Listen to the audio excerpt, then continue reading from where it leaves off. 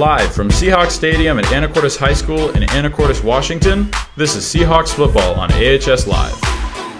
And welcome back to the studio, everyone. My name is Parker Mong. I'm Connor Rubicava. And I'm Jacob Dickinson. And today we are covering the Anacortes and Linden game of the week. This is going to be a huge game between two undefeated teams. And going into it, I think we have a lot of players to look out for. Yep. Yeah, 100%, Connor. We have people to look for like Hayden John and Brock Beener on Anacortes, who are two standout players, as well as Linden. They have Caden Hermontes for their quarterback. He's also looked really strong all season. So definitely should be a really good matchup. Absolutely. Two powerhouse teams of their division. It's going to be a football game. Both these teams have been looking forward to each other all season. They've, eighth game of the season. They got lots of film on each other. They know what's happening, and we're going to have ourselves a ball game tonight. Yeah, just going into the stats, Anacortes and Linden have played similar opponents all season, so we've kind of got a little bit of scores lined up for you. Anacortes, when they played Cedar Woolley, they beat them 42-20, whereas Linden nearly squeaked one out against Cedar Woolley. That was 24-21. So from the looks of it in that game, Linden didn't look as strong as Anacortes, but don't get it twisted. Linden has a very strong and fundamental program, and I'm sure that this is going to be the game that everyone is going to be talking about for a while. I believe the pressure for both teams going to this game is immense. Both teams are undefeated, and as Anacortes' final conference game of the year, this is the most we've ever looked for a while from Anacortes. I mean, Their team has been building just immense skill sets over the course of the year, and I think there'll be so many players going into this that'll be absolutely exceptional. Yes, stadium sold out on Tuesday. They are having to bring the bleachers down from the tennis courts and put them below the student section, and actually rented 10 separate other bleacher areas that they're putting on the other side of the field tonight. There's going to be a lot of people here. I don't know how any of us are going to find parking that night. It's going to be an exciting one. Yeah. Yeah, 100%. Linden is currently ranked the number one team in 2A in terms of RPI. And just something to point out, they did play WF West, who was the number 2 team in RPI this week, 34-7. So, and that was pretty recent. So the showing from them just proves everything that it's going to be a very, very, very good ball game. But, if Anacortes has anything to say about it, I'm sure they will. Hayden John has been putting up spectacular numbers. He's averaging 105 yards a game on catches. Brock Beener's averaging 106 yards a game. Their quarterback, the Anacortes quarterback, Rex Larson, 16 touchdown passes. So, Anacortes is really firing on all cylinders here. A real star-studded roster we've got this year. I would say. Yeah, Anacortes, we mentioned their stars offensively and defensively. They do a great job on the defense side of the ball, as well as Linden does too. The ability to adapt on the Seahawks squad, we saw that against Seahome. They came out with 7 on the line and like a sniff position and a fullback and a running back, under center, and they just burned down the time clock. The Seahawks did not get a stop until the third quarter after halftime, and they came out and they adjusted to what they needed to do, and they were able to win that game for us. Yeah, and that was a really big showing from the Seahawks. They really hadn't faced any adversity the whole season, as they kind of were blowing out their opponents left and right. So just seeing their ability to adapt is going to be something that they're going to have to probably put into the Linden game, as Linden is a really strong opponent who knows what they're doing. They're going to come in and they're really going to show what they know in terms of watching film and then executing it onto the field. So that's just something to look out for, as Linden also faced some adversity against Cedar Woolley, hardly squeaking that one out. So both these teams are really experienced and it should definitely be a very, very, very fun game. I believe going into this game, we'll see the Seahawks at their absolute best. This is going to be the hardest they've played all season. I believe the last game they played at their best was against Seahome, and that was the slowest start we've seen from the Seahawks all year. Absolutely. I mean, they were down, 14-0 end of the second quarter? I honestly cannot remember right now, but it looked pretty grim for the Seahawks going into the second quarter. Yeah, they started off really slow, but in the second half of the game, they picked it up, and they were moving fast. I mean, several passes for long range. Brock Beener was doing an absolutely phenomenal job rushing, and Rex was able to put the ball in his receiver's hands down the field. It was just an absolute phenomenal performance and a great comeback for the Seahawks in general. Yeah. Speaking of that Anacortes Seahawks offense, let's take a look at some film here. 39-yard pass from Rex Larson to, I believe, Carson Ports against Burlington last week. Let's see here. So what we may see from the Seahawks offense, we got their starting right guard is actually over on the left side here. They got a heavy left. The fullback here in behind the tackle and the guard. Obviously, our QB here, running back, Carson Ports, and then Hayden John there. Just a real run-heavy play from just from what we can see right here, which is just interesting. Yeah, we got 7 in the box for Burlington, and they kind of shift to a cover 2 back here. As the snap goes, you'll see this safety drop back, but here's one of the issues with this play is the Seahawks don't sell the run here. As you see, the ball gets snapped. All those offensive linemen stand right up, and that may be the design of the play, just to give their quarterback some extra time there. But the linebackers for Burlington and any linebacker are trained once they see those offensive linemen helmets stand up, unless they're given a blitz call, they're turning hips and they're dropping back into cover here. So you'll see these 3 kind of floating around, 5-7 yards off the line of scrimmage. You can see our wideouts here for Anacortes taking off. And quarterback Rex Larson, he obviously pass play, doesn't fake the handoff, but you can see the back of his helmet here. And this may be the kind of the Achilles heel for this Anacortes Seahawks offense is before the ball was even snapped, quarterback Rex Larson knew that's who he was passing to, and you'll see how the Burlington defense adjusts. Yeah, Jacob, might we add, this was a really rainy game for the Seahawks as it was downpouring.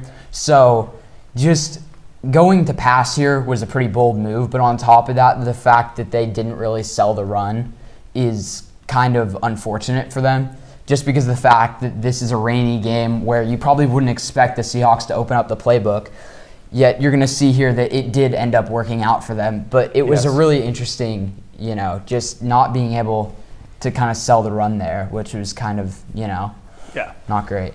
So you see we got all of our guys locked up. There are eight Seahawks here in the backfield for the up front and then the backfield for protection.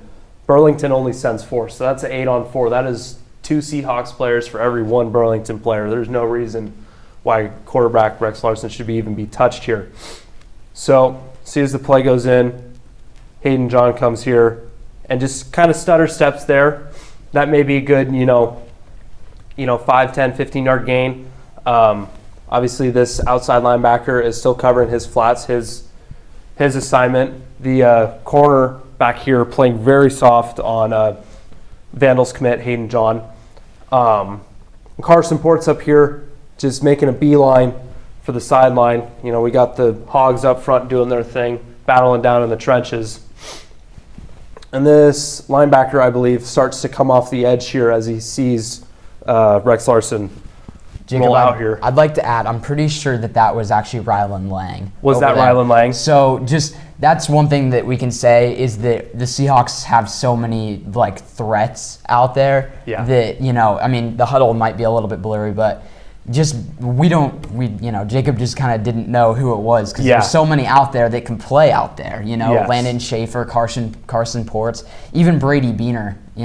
All three of them. But this is Rylan Lang in this situation. The right weapons on the roster that the Seahawks have this year are amazing. So we see quarterback still looking to pass over here. It was actually the defensive end that got through this coverage. I'm sure their offensive line coach wasn't too happy about that. And right before he got there, Rex was able to let one go into double coverage.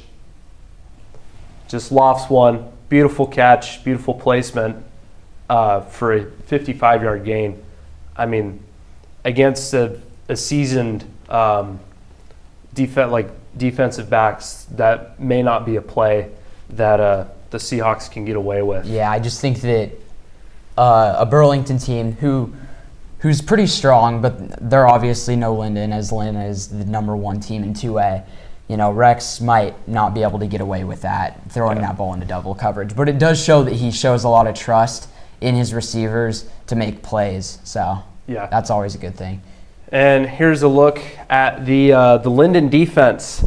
Kind of a odd look here. They got 6 in the box. They actually bring these Will and Sam linebackers down. They got their DBs here in press coverage, and then they run a cover 2 with their 2 safeties up top. Linden sends the pressure. They are a tough, physical, mean team. And I mean, just look at all these helmets down there. They got manpower. So we'll see here, off the snap, Linden sends their D-line up just to pressure their quarterback. And I believe this is the player that we want to highlight here is just the communication that both teams need to have could cost them a game. So you'll see he's covering this guy here, this linebacker that was down on the line of scrimmage, kind of backs up into coverage, and they end up sending this guy here. So we'll play it. He gets picked up nicely too, the player that they sent off the edge by the Burlington defense. Yes. Great work by Burlington's offensive line. So here we see the Burlington wide receiver just runs a quick in route into the linebackers area. Well, this corner doesn't let him go. In this situation, he's being covered here. So either they need to communicate that, hey, I'm going over here, I'm sticking with this guy, you need to come cover the flats here, or this guy needs to open his hips up and look for where the ball's coming, because you'll see quarterback sees the room out here, see he runs over and they're going, oh shoot, we got all this room, and he's able to run it in for, I believe, a first down and a little bit more. So communication, a huge part of this game, but it's just the pressure also that the Lions are going to be sending. Yeah, Jacob. This. It's going to be loud, so everyone needs to be talking on both sides if they don't want miscommunications like that to happen. As we mentioned before, the amount of people that are going to be there in attendance is going to be a lot. So little plays like that can go a real long ways in a game that's going to be probably so close. Yeah. So we'll redeem the Anacortes quarterback here with this beautiful pass here against Seahome 3 weeks ago. We got their, the Seahome 5 down. They run it. They have 7 in the box. They're not pressing on coverage here. Ball gets snapped. Beautiful cover. Beautiful pass protection by the offensive line. But here's the Seahawks receiver. I believe one of the Beaners. I'm not sure. Pardon me if I got that wrong. But runs a beautiful, just quick in, or kind of like a curl route. But just the field sense that quarterback here has, fakes the handoff, steps back, sees this tiny little gap between these two Seahome defenders, takes a shot, beautiful catch, and then it's off to the races. Here, I believe that is Brady Beaner. Brady Beaner, yeah. Mm-hmm.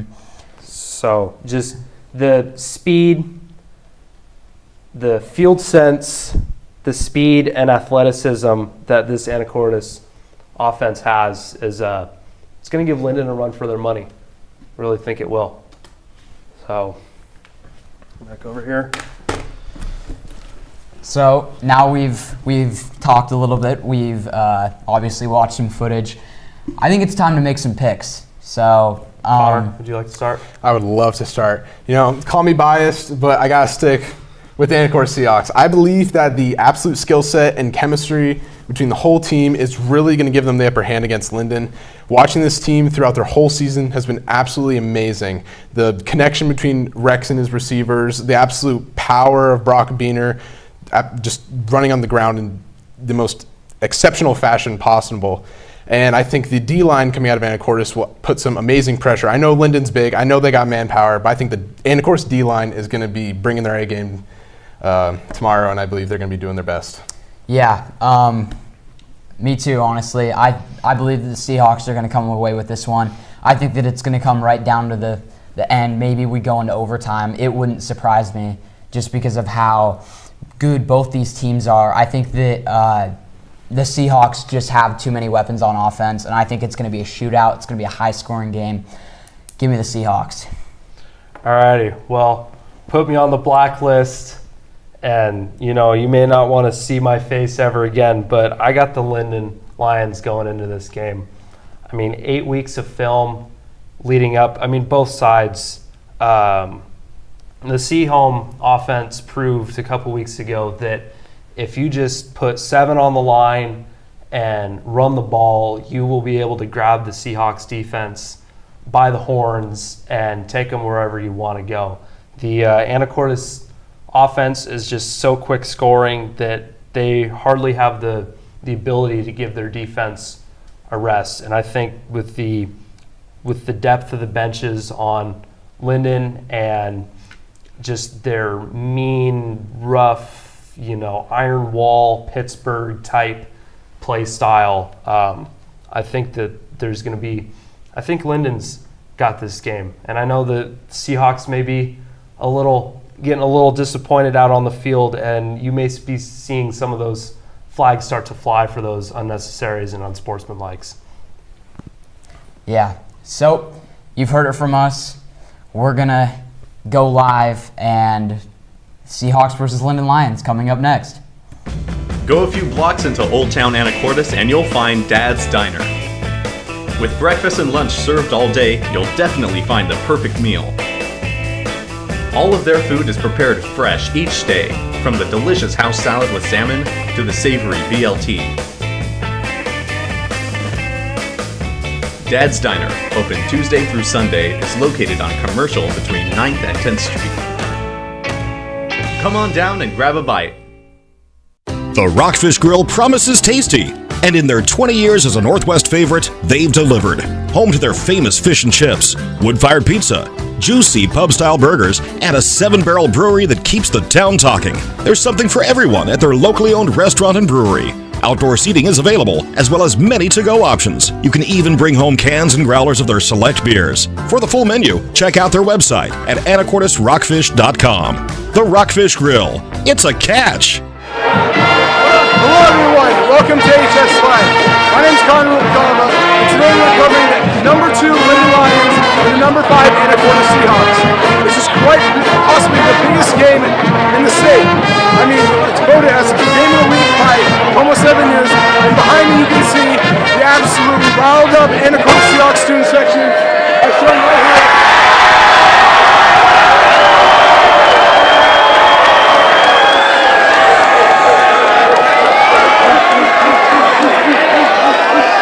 I think everybody's excited. A completely sold out stadium. This is the biggest game in Anacortes history. Both teams are undefeated currently and are currently gunning for the number 1 title.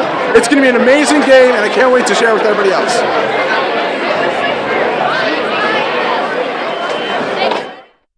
No idea.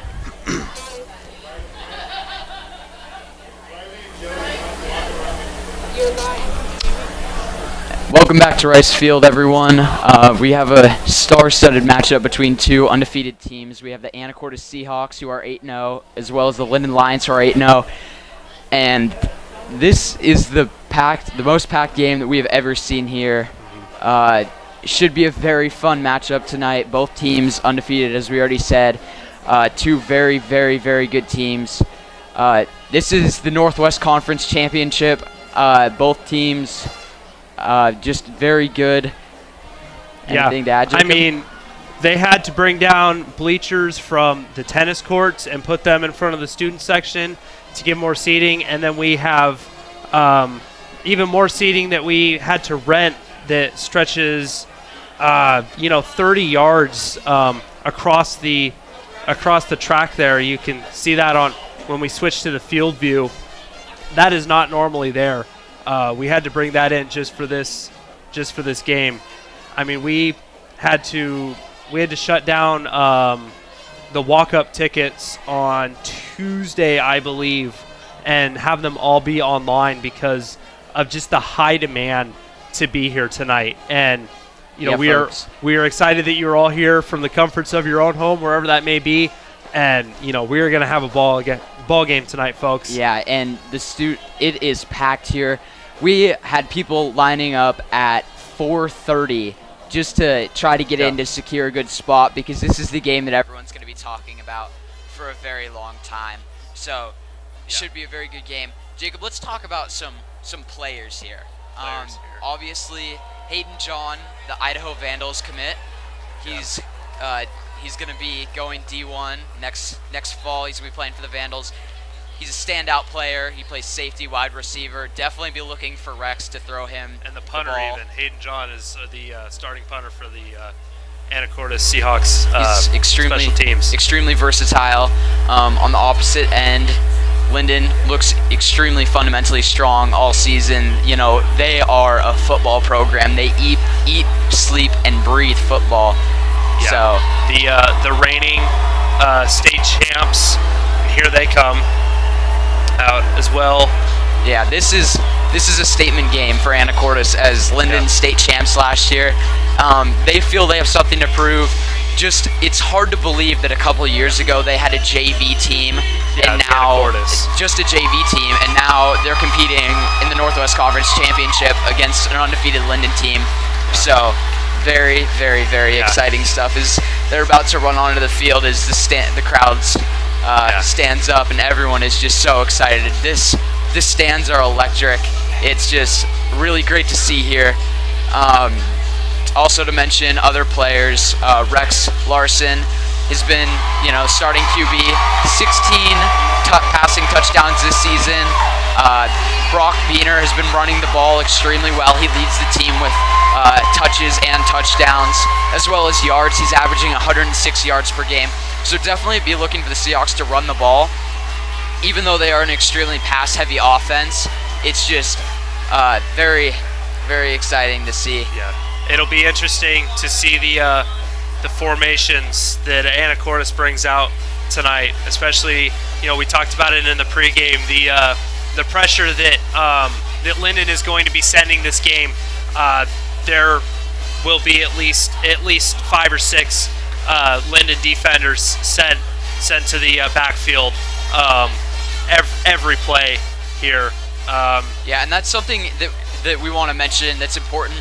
The Seahawks, their only real test was against Seahome, which they hardly won that game. I believe it was 35-28. Jacob, am I right about that? Yeah, a definite difference from that Anacortes squad in the we would like to remind you that interscholastic events are an extension of the classroom, and that lessons are best learned with proper respect is accorded to all. So please let your good sportsmanship show during tonight's game. They did not have a stop the entire first half, and finally got their first stop at the end of the third quarter against Seahome. Number 54, so the ability to adapt on this Anacortes team is immense. Yeah, and just the Seahawks in general. Senior Seahome sort of showed number 56, them how Garrett to beat Bickley. a team like Anacortes, putting 7 on the line, running the ball straight through the whole game. Yep. it was senior just offensive very, lineman, number very, 64, very good to see. Maxwell Olsen. Yeah, just they run. If you run the ball through the Seahawks, there's a pretty good chance. A junior offensive lineman, number 75, Kyle really, Leisman. Really you talk about records earlier, Parker. I got a chance to speak offensive with lineman, number 76, longtime Anacortes native Lloyd Crosby. Graduated in 1960. His freshman year in 1956 was the last undefeated regular season that the Anacortes Seahawks had in football. He considers himself the #1 Anacortes Seahawks fan and has not missed a football game since his that first year, 1956, as being a freshman. Yeah, and while we're talking about that, it's important to mention that we talked about Linden State Championship last year. The last time the Seahawks won a state championship was 1927, I believe. Yes. So, talking about two programs, there's been a lot of history over at Linden, but Anacortes really hasn't had a whole lot of football history going far deep into playoffs. The Seahawks believe this is going to be the year, as you know, I've talked to multiple players, and they really believe in their ability to make it far this season. Yeah. Spirits are high in the locker rooms and in the hallways. And it is everything everybody can only talk about is the success that this team has had over these past 8 weeks. Yeah, and the Seahawks won it, you know, earlier in the season against Cedar Woolley, the Anacortes student section was chanting, "We want Linden." So this is what everyone wanted. This is what we wanted to see, and this is a game that I'm sure we're all going to remember for a very, very long time. Yes. As the captains are in the center of the field right now, going coin toss. We look to have number 2 Carson Ports, number 56 Garrett Bickley, number 5 Hayden Seahawks John, elect to defer, and number 54 Chase Mole as the captains for the Seahawks. And let's talk about seniors. Both the Anacortes Seahawks really senior heavy, as they have a lot of experience. You know, a lot of these players. We were talking about how Seahawks only had a JV team. You know, they came in as freshmen. The junior class did this year, and they were immediately thrown onto a varsity team just because we were transitioning back from a all JV team to a varsity team. And so these younger guys have had that experience in order to just compete. So we're. And here is our national anthem performed by our very own high school band.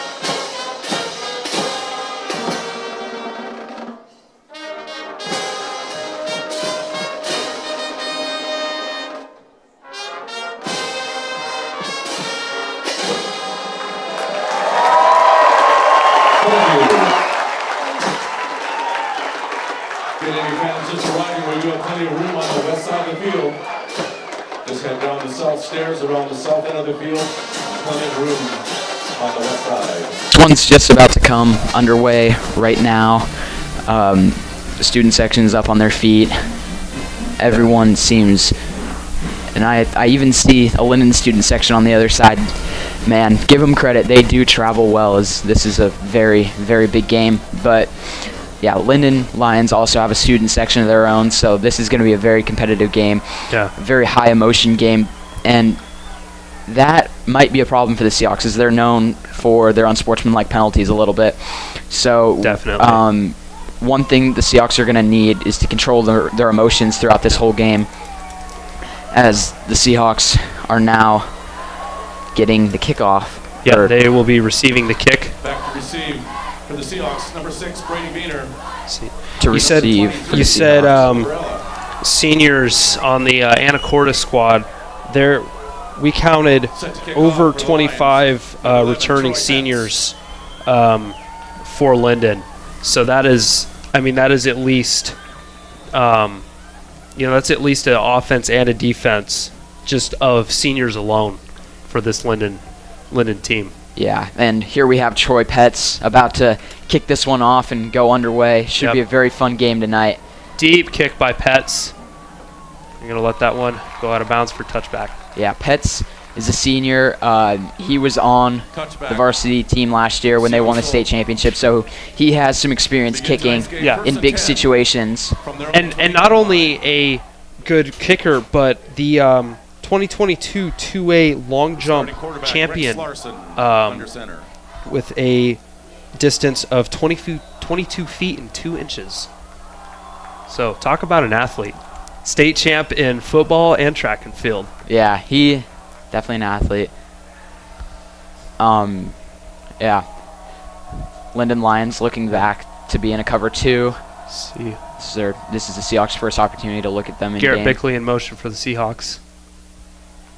Short gain on the play, maybe about 5 yards. Yeah, the Seahawks, probably a good call by them. All the nerves are probably so high in Rex Larson. This is probably the biggest game of his career. Really smart idea just to run the ball with all that pressure. That first throw is a doozy, and it's a little bit difficult to make that one happen. So, we see down there on the offensive line, Garrett Bickley lined up as kind of a fullback, able to get outside. Here's a pass by Larson, completed to Ports. He takes it up for a first down and gave him maybe 6. Complete. Number 2, Carson Ports. Sorry, I was talking about Garrett Bickley there, moving to the outside there. Normally the starting right guard, but number 55, Avery Skies, a senior, new to Anacortes High School this year, as the starting right guard for the Seahawks. Yeah, really great first pass from Larson there. He looks to be in rhythm already, so just, short gains. They haven't really opened up anything big yet, as the Seahawks have been known to do that, just going straight into the game, Like that first play against Lakewood, just a deep ball from Rex Larson to number 5, Hayden John. So definitely be looking for that, but Linden Lions seem to be playing a pretty conservative zone right now. Garrett Bickley in motion again. Snap. Larson fires. He's got Brady Beaner. Pass is complete to number 5, Hayden John. No, excuse me, that was Hayden John. Caden Hermanitz and Lane Haringa with the tackle. Be a lot of short, 6 yards on just the play. chipping away yards for the Seahawks tonight, and what it's going to look like. Yeah, and they're looking pretty efficient doing it. The line has held up for Rex these couple of plays. No really pressure's gotten to him yet, which is really good to see out of them. Yeah, and a offense that we have not yet seen this year from the Seahawks, and they already look very comfortable. As Larson puts. There's the run. Brock Beaner with the carry, and he's able to pick up a first down. Falls forward. Number 30, Isaiah Oddman on the Linden Lions. I've seen him already, linebacker, or excuse me, I don't believe he's a linebacker. But he has been on almost every single play so far, just tackling. So he's flying around, which is really impressive out of him.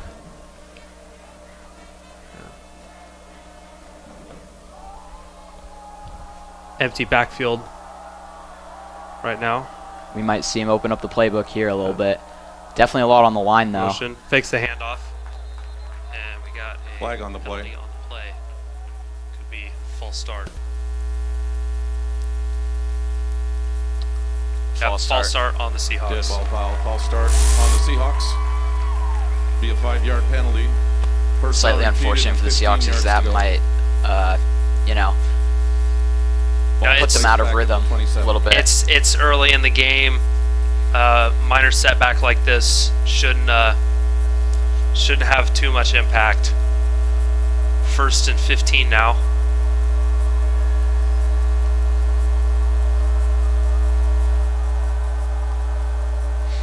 So we see guard Garrett Bickley back to his normal starting position. Ports in motion.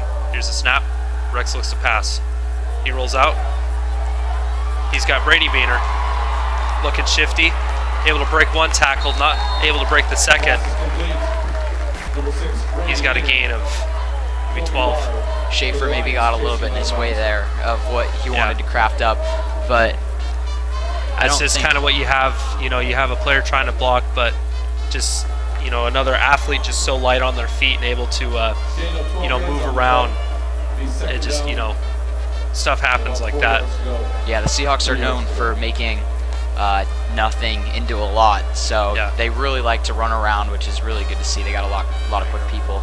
Schaefer there in the sniff position. Beaner in motion, fakes the handoff. Short little pass, batted down by number 7. That's Trey Smiley, senior. I believe that was also number 7 in the sniff position was actually Rylan Lang there. Oh, is that not? Yeah. Pardon me. It's all good as he was looking to roll out there. Great play by number 7 on the lens, Smiley. Just getting up, being athletic. As you know, having a guy in your face like that, just very hard to make a play. We see that pressure here from the Lions defense with almost 8 in the box. His Lang falls down. in motion. There's a pass, outside zone.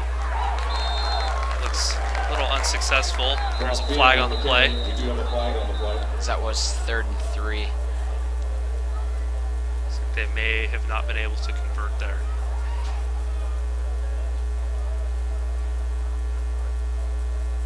Doesn't look like they were at all, but that did seem like a little bit of a late hit. See, we got holding on the offense. So that backs him up even further. It's 4th down. I believe it's. Excuse me. I believe it stays 3rd and 8. Yeah, the Seahawks known to be pretty gutsy on their play calls. It wouldn't have surprised me if they went for that 4th down right there, right early on. So the Lions elect to keep their defense on the field and try to stop them on 3rd and 8, maybe get a little bit more. 3rd and 8 on the Seahawks zone 30. Here's the snap. Rex looks to pass. He's got Rylan Lang able to get a snag. Is that Hayden? He's got John. the D1 commit, Hayden John, in the middle of the field, so they convert for a 1st down. Interesting call by the Linden Lions, electing not, or to decline that holding call. As, you know, the Seahawks might have not gotten that 4th down, but instead now they have the opportunity to go and continue this drive. Really great play, great design by the Seahawks as they were able to find the weak spots in that zone. We talked about in the pregame, Rex Larson able to find that seam in those defenses. Something he's always been very, very able to do. There's a snap, handoff to Beaner. He's tripped up. Gain of 3 on the play. It's number 32, Lane Herring with the tackle. Gain of 3 yards on the play. Be 2nd down and Seahawks 7. Ball's placed at the Lions' being able to 49-yard line. march down the field here. See how the Lions defense may adjust.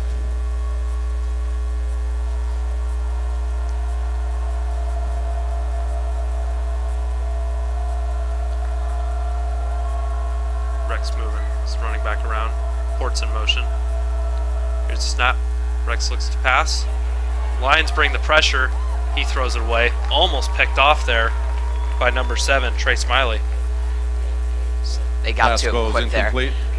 Brock Biener Yeah. just almost got thrown on his rear on that play. Lane Harenga.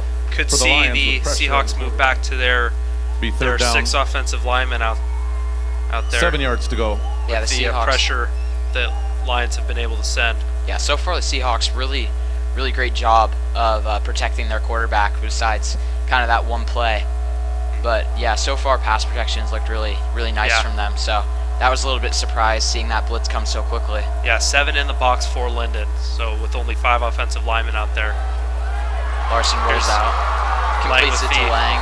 Pass is complete to number 7, Rylan Lang. Lions 35-yard line. Trey Smiley This is for a the long Lions, drive chasing him out of Seahawks as bounds. They're chewing a lot of clock here. Yeah, just about 4.5 minutes expired. Gain of really 14 taking yards their on the time, really play. being methodical We with have a each Seahawks pass. It's really first good to see. down. It's looking like the Seahawks are electing to stay with the five up front, but trying to get the ball away quicker. We may see a lot of outside zones here. As Linden has a lot in the box right now. Court's in motion again. Here's the snap. Rex looks to pass. Quick pass to Hayden John. He's got 3, almost 4 Linden Lions defenders Pass knocking him complete to down. number That might 5, be Hayden just about a John. first down. The Chris Seahawks, Ellenboss we haven't really seen them with the too tackle. much, not really opening up their playbook really early. Gain of 11 yards in on this the play, trying and a to take deep shot Seahawks down the field, but first down. Larson, really taking his time, and he's, shows the maturity of him as a quarterback and just being able to, take what he can get instead of trying to force anything, which is what's A lot of he's been doing right early now. success from this Anacortes offense. We have handoff here. Brock Biener able to get through, almost untouched, dragged down Biener to with the the 5-yard line. Man, and he is just so explosive, just shot through the gap that he got. Great job by the offensive line, really opening that one up. Just a clear gap for him to run. Really great run out of Brock Biener. As Seahawks are now in the red zone. Yep. On the Lions 5-yard line. Goal from the 5-yard line of the Lions. See Seahawks lining up in a wildcat formation here with both the Biener twins in the backfield. Brady Biener takes the ball, and he's able to run it in for a touchdown. Anacortes scores with 6 minutes and 32 seconds to go in the first quarter. Wow, what an efficient drive out of the Seahawks as they took their time with that one. Really great run by Brady Biener, his brother Brock Biener, setting up the lane for him to just go straight through. Almost untouched, so. Yeah. Another, talk about opening up the playbook here. We got a different lineup for the PAT. We did see this against Cedro a couple of times, but they never elected to take an extra or a PAT off of it.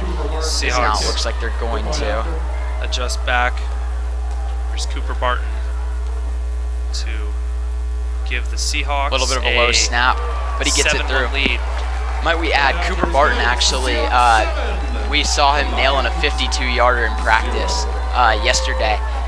So that was very, very good of him. The Seahawks definitely have trust in him to just absolutely kick some deep field goals possibly. So really, really good thing to see as the student section is chanting Seahawk power already.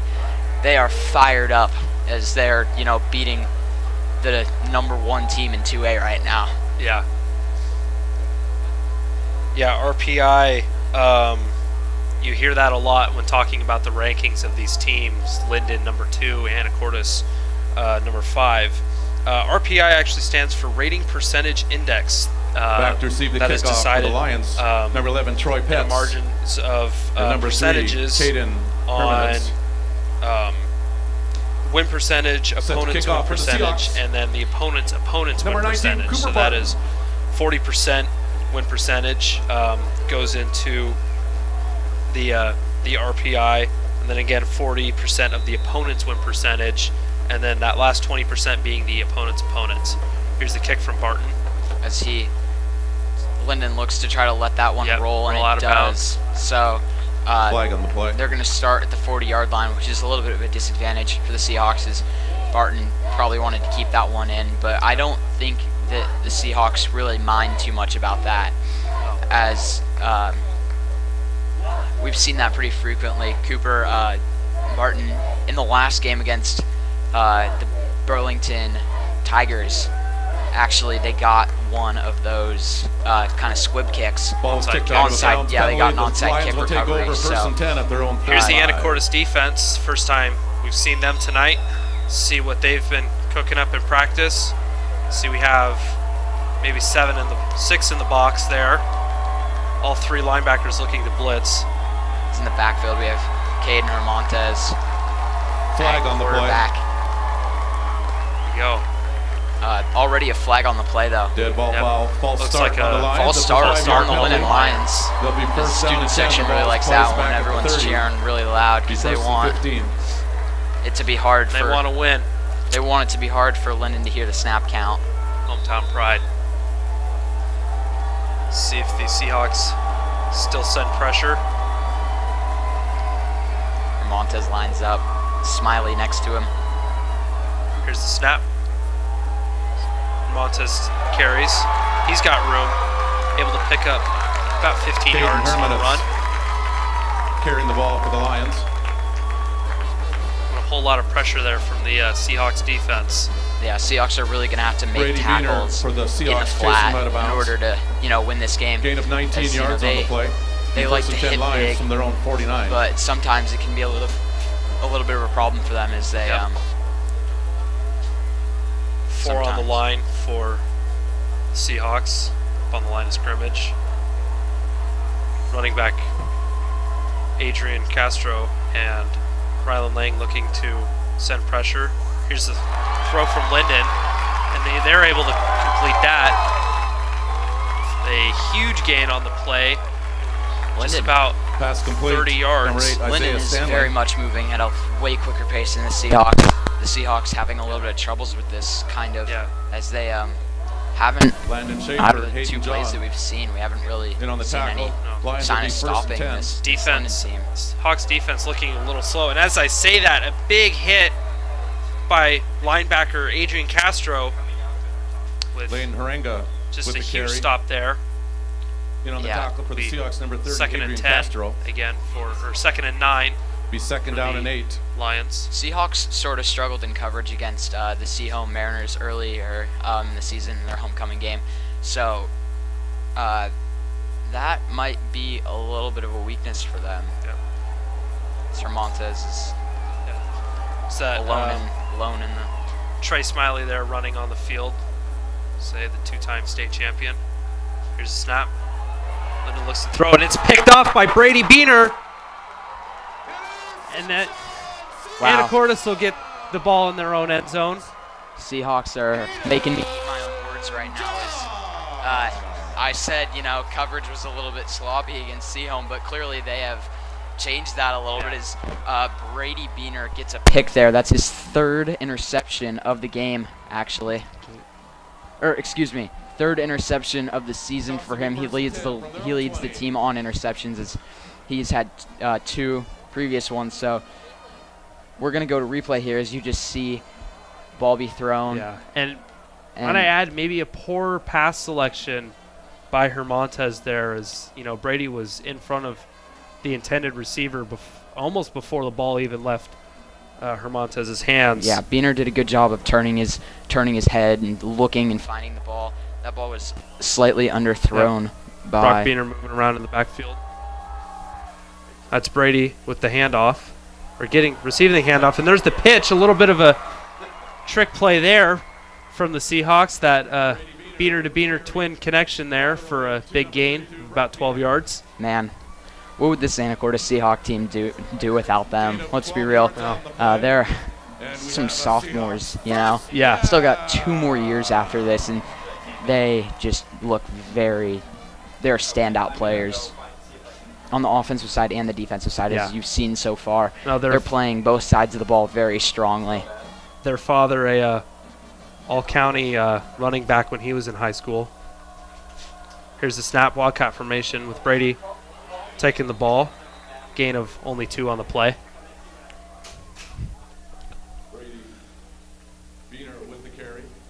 A lot of different looks here from the Seahawks, kind of keeping this Lions defense on their toes. May have to be second guessing my pick from earlier on who was able to have this game as the as the Seahawks are looking very strong right now. Linden definitely, after that first drive, they did have a very good offensive drive just until that interception in the end zone. Rex looks to pass here. Blitz taken up well by the Seahawks offensive line, and that's a reception by Hayden John. Be interesting. Caught just short of the 50-yard line. Yep, they do call that a reception.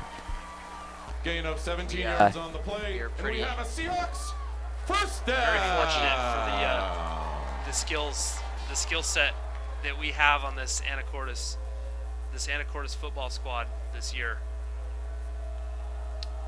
Yeah, very fortunate. It's the handoff from Larson to Brock. And Beaner He's able to just Beaner power his way through there to gain a 7. Brock Beaner does a great job of even after contact, really driving his legs into the ground, pushing the ball forward. You know, we rarely see him fall back after contact. Second down and 3, the ball's placed. We're used to seeing last year senior Jake Shue now playing at PLU, just a real beefcake back there, able to hit those inside gaps and just break away. Oftentimes reminded that Brock Beaner still has that skill set. Here's the pass from Rex, able to find Larson or Ports, and hit hard by the Linden defense. Number 1 Kobe Barr and number 46 Chris Elbenaz. Number 45 Gabe Outman. Gain of 7 yards on the play. So we have a Linden Seahawks willing to bring the lumber here. First down. First down now for the Seahawks on the Linden's 37-yard line. Yeah, Seahawks extremely methodical about what they're doing right now, and it's really good to see. Is I think this is the best that we've seen them this whole season at just kind of slowing everything down and taking what they get. Yep. And it's surprising. Here's the snap, handoff to Brock Beaner.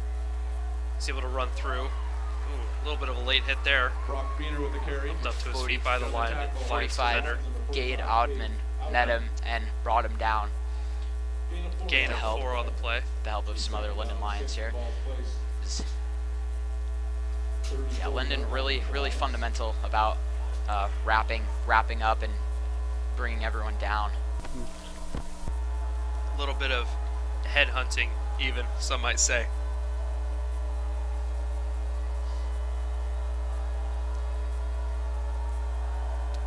There's Brock Beaner lined up at the bottom of your screen there in the receiver position. Anacortes looks to throw. Rex Larson able to get it away and accidentally throws a pick to number 1. That is Kobe Bear, and brought down at their own 10-yard line. Yeah, so Larson was being hit as he threw there, so that might have had a little bit of an impact on what was going on. Yeah, but says, it tells the offensive coordinator quite a bit, maybe stick to the short gains. Don't try to throw that deep ball. Take what you can get. See the Seahawks defense out again. Let's see what adjustments they may have made. So that's 7 on the line for Linden. Here's the handoff. Met in the backfield by Castro Kiger and brought down by the helps of Avery Skies and Staley Moore for a loss of 2 on the play. No loss at all, apparently. 5 down on the line of scrimmage for the Seahawks defense. It's like the game plan here is load the box, just send that pressure. Make Linden prove that they can throw the ball. So we see big number 6. Yeah. Is number 77, Toby Escada, able to get a grab at him, and then assisted by 2 other Seahawks defenders. Grant Hepner, 6'6", 205 pounds. He's only a sophomore, so that's a big boy. Yeah, that is a very big runner. As you saw, it took a load of Seahawks players to tackle him down, but must be the 5 on their basketball squad as well. Yeah, it wouldn't surprise me, as he's now also their quarterback. There's a snap. Lined up. He steps back, looks to pass, throws deep, and he's able to find a receiver. Wow, number 11. 40-yard gain there to Troy Pertz. That's their kicker right there. For the Seahawks with the tackle. So, wow, what a throw! Just perfectly, as we're gonna go into replay here, perfectly placed ball. Yeah. There. I mean, that's just got to be frustrating. Lions will be first as down a from their own defensive 49. back. Yeah, Hepner. He's so tall, he can look over the line and just deliver a strike to the Seahawk, to his wide receiver. 7 on the line for Linden. Here's the handoff, and that is number 32. Lane Hiringa. Sorry if I mispronounced that, with a big gain for the Lions. Gain of 9 on the play. 2nd and 1. We only have 8 seconds left in this quarter, so we believe that the Lions are just going to try to get offsides, but nope. Don't even attempt it. End of the first quarter there. Seahawks lead 7 and lead by 7 with Linden having 0 there. Lot of adjustments being made by both teams. Definite kind of a chess match here. Of one team will show one look, they'll get a gain, and the defense will adjust, and offense may try that again, and they don't get a play. So it's back to the drawing board. Yeah, I think this game is going to be one off of who has the least amount of mistakes. And right now, both the teams have thrown interceptions, as we saw. Seahawks unable to capitalize after they picked off the quarterback for the Linden Lions. That's got to be frustrating. Yeah, but then Seahawks throw a pick, so both teams have thrown one interception. Linden looking to tie up the game as they start. The ball on the Seahawk 44-yard line. Might I add that since that interception, the Linden Lions actually switched out their quarterback. So now Brant Hepner has been the quarterback, as Hermontes is a senior quarterback, and has the experience, but Hepner is a lot bigger, and he's really shown his ability to play quarterback just from those last couple of plays. So here's the snap. Hepner likes to keep the ball and just powers through. A couple of linemen there blocking. He's able to pick up the first down, and another 4 yards after that. Ball's placed on the Anacortes 36-yard line. Yeah, Hepner, just a sophomore. So we've seen a lot of sophomore talent already tonight. Hepner, Brock, and Brady Beaner have both been showing their skills as well. So Hepner takes a snap, steps back, looks to pass. Seahawks sends pressure. He's just unable to get that ball to his receiver. That's number 11, Troy Pertz again. Man, and he really showing off that track and field speed there. Is Brady Beaner, one of the faster Anacortes players on the team, and he kind of burned him a little bit there. Yeah, the senior versus the sophomore. Obviously 2 years of high school experience over Beaner there. We'll see if that translates into Pertz being able to beat Brady there. Handoff, able to pick up 9 on the play.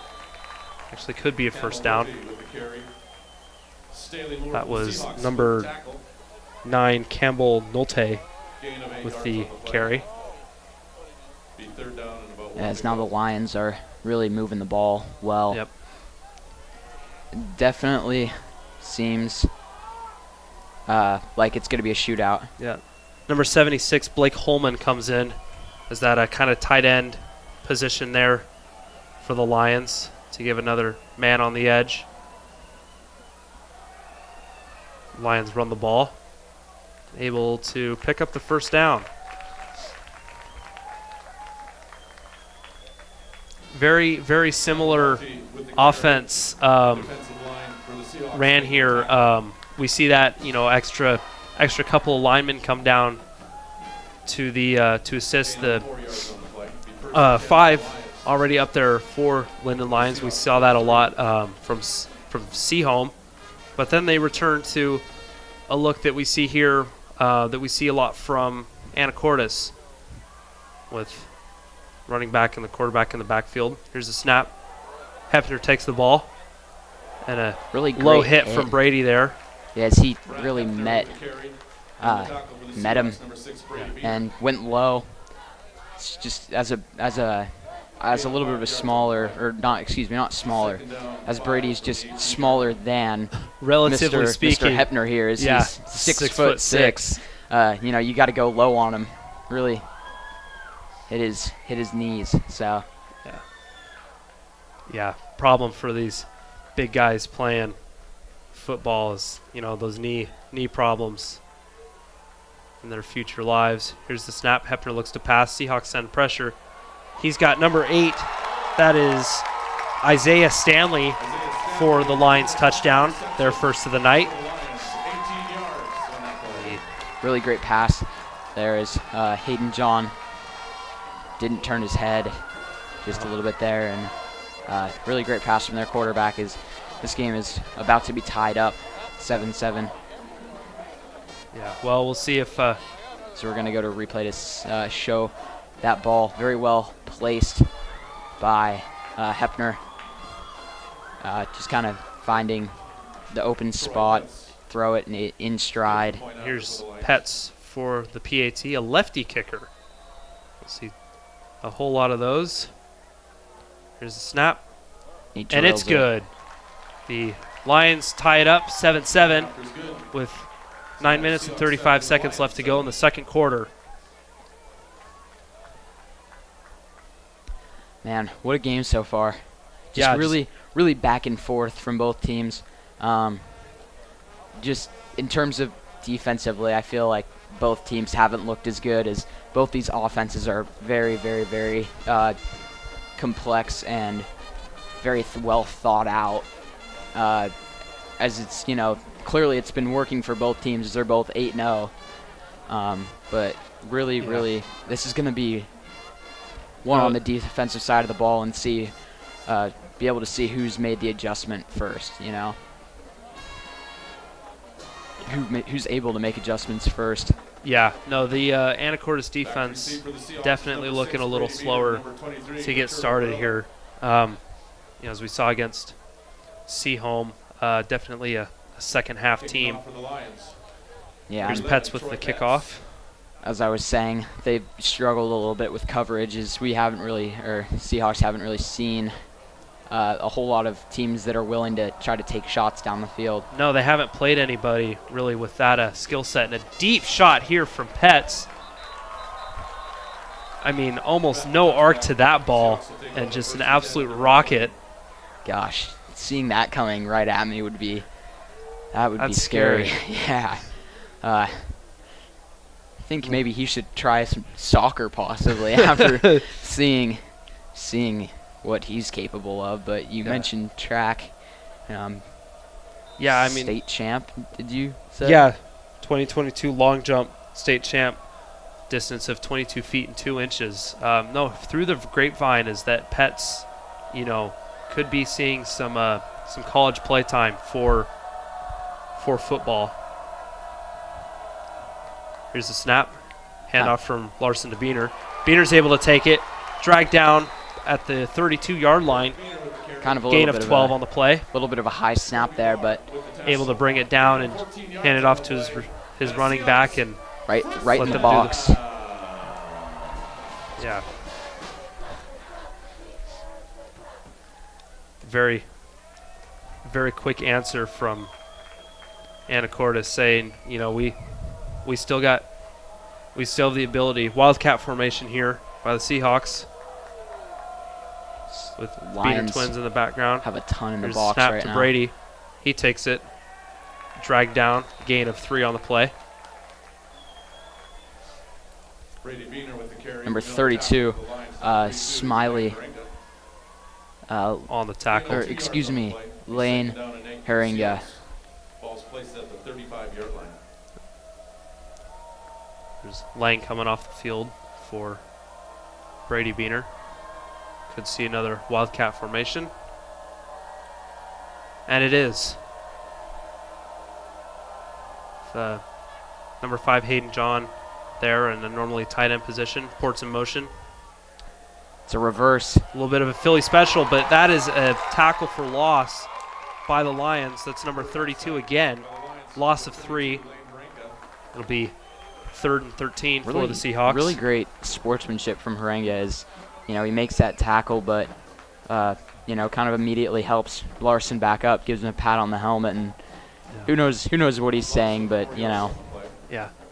I'm sure that's got to be especially kind of angering as, you know, he's not in your ear saying anything, just gets you up and gives you a nice head tap. Yep.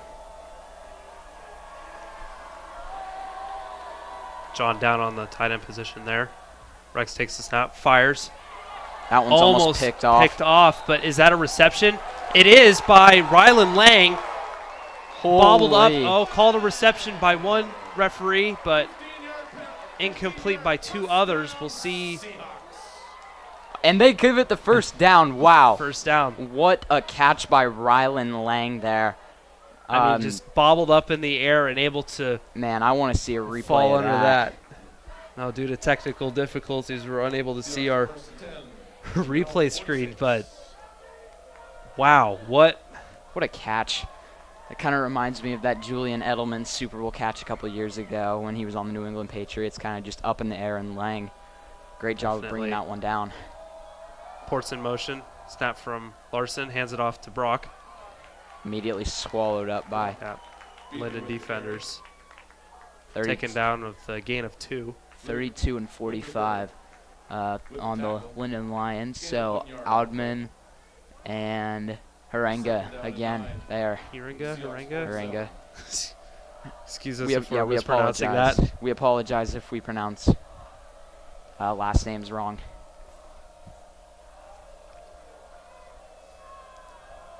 Little trips left, tighter formation there with the receivers for the Seahawks. Rex takes the snap, fires. He has Brock Beaner, and he's taken down. The loss of 4, excuse me. Number 9, Campbell Nolte.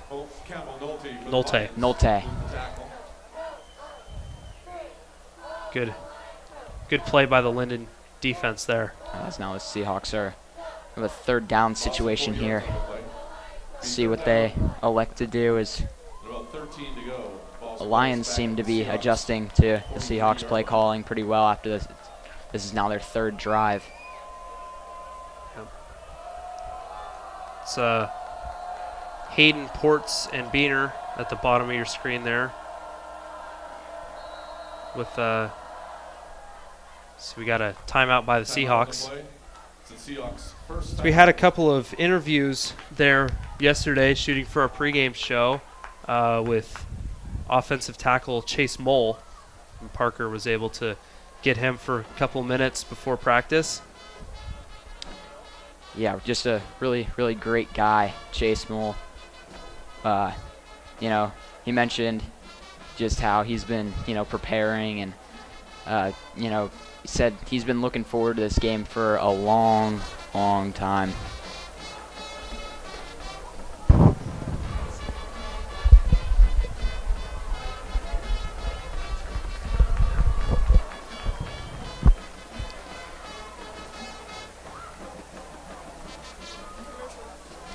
So we're gonna go to commercial right now.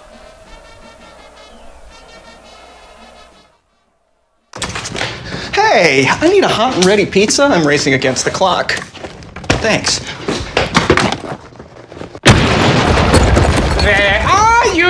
Walk in and walk out at Little Caesars with hot and ready slices and steaks from 4 to 8 p.m. Pizza, pizza. At the Senior College, we believe that learning should never stop. Anacortes Senior College offers lifelong learning opportunities to adults over 50 in a relaxed atmosphere. No test or homework. ASC is ran by volunteers including retired college professors, scientists, artists, business and medical professionals. Fall, winter, and spring courses are held Tuesdays and Thursdays. For more information and registration forms, go to seniorcollege.org. Welcome back to Rice Field. I'm your host, Jacob Dickinson, here with my other host, Parker Mong, up here in the booth. We got Connor Rubikava down as the sideline announcer, or sideline reporter. There we go. Seahawks punt for the first time. Wow, what a punt by Hayden John there. Yep. So that one rolls down. Yep. About the 15-yard line. Yep. Grabbed by Braden Thomas, the unofficial 5-star. The Linden Lions offense will take the field again. We'll see if they're able to score on back-to-back drives, as Anacortes was unable to score on their last. Looks like their quarterback situation has been changed again, so they elect to go back to Hermentez. Hermentez, yeah. It must be. They must be doing. Or excuse me, they're both out there. Hermentez takes the snap, pitches to Hiringa. He's dragged down with maybe just short of the first down there. Yep. It'll be 2nd and 1. No, both quarterbacks out there, it almost looked like. Unless I read a number wrong, which it looks like I must have. Yeah, really interesting by the Lions, switching up their quarterback like every other drive. Every other drive, yeah. Every other drive, really keeping the Seahawks guessing about what they're going to do. It's trips, 3 receivers there on a tighter formation. Here's the pitch. And not a whole lot there as the Anacortes Seahawks defense are able to eat that up. Number 54, Chase Moll with the tackle. Gain of 2 yards on the play. Be first and 10 Lions. Ball's placed at their own 26. Yeah, two quarterbacks with different skill sets here. Like you said, Parker, just keeping this Anacortes defense guessing. Here's the snap. And gain of probably not any on the play for the Lions. Maybe 1 or 2. Not a whole lot. Seahawks do a good job of covering. Brango on the run there. Or, excuse me, Hermentez. Yeah, Seahawks able to obviously send in a whole lot of pressure there. And the Lions are going to be backed up. Quite catch what the penalty was. But it'll be 1st and 15. Ball placed on the Lions' 20-yard line. I believe that was a holding call. I'm not sure really on who, but kind of when you get one of those plays where they go out off to the side like that, and seems like the quarterback has a little bit too much room to run, sometimes you can kind of just assume that that's a holding penalty. It's that tight receiver formation at the top of your screen there. Hermentez takes the snap, and he's going to take it. He's going to run for gain of 5 on the play. Tackle made by Rylan Lang.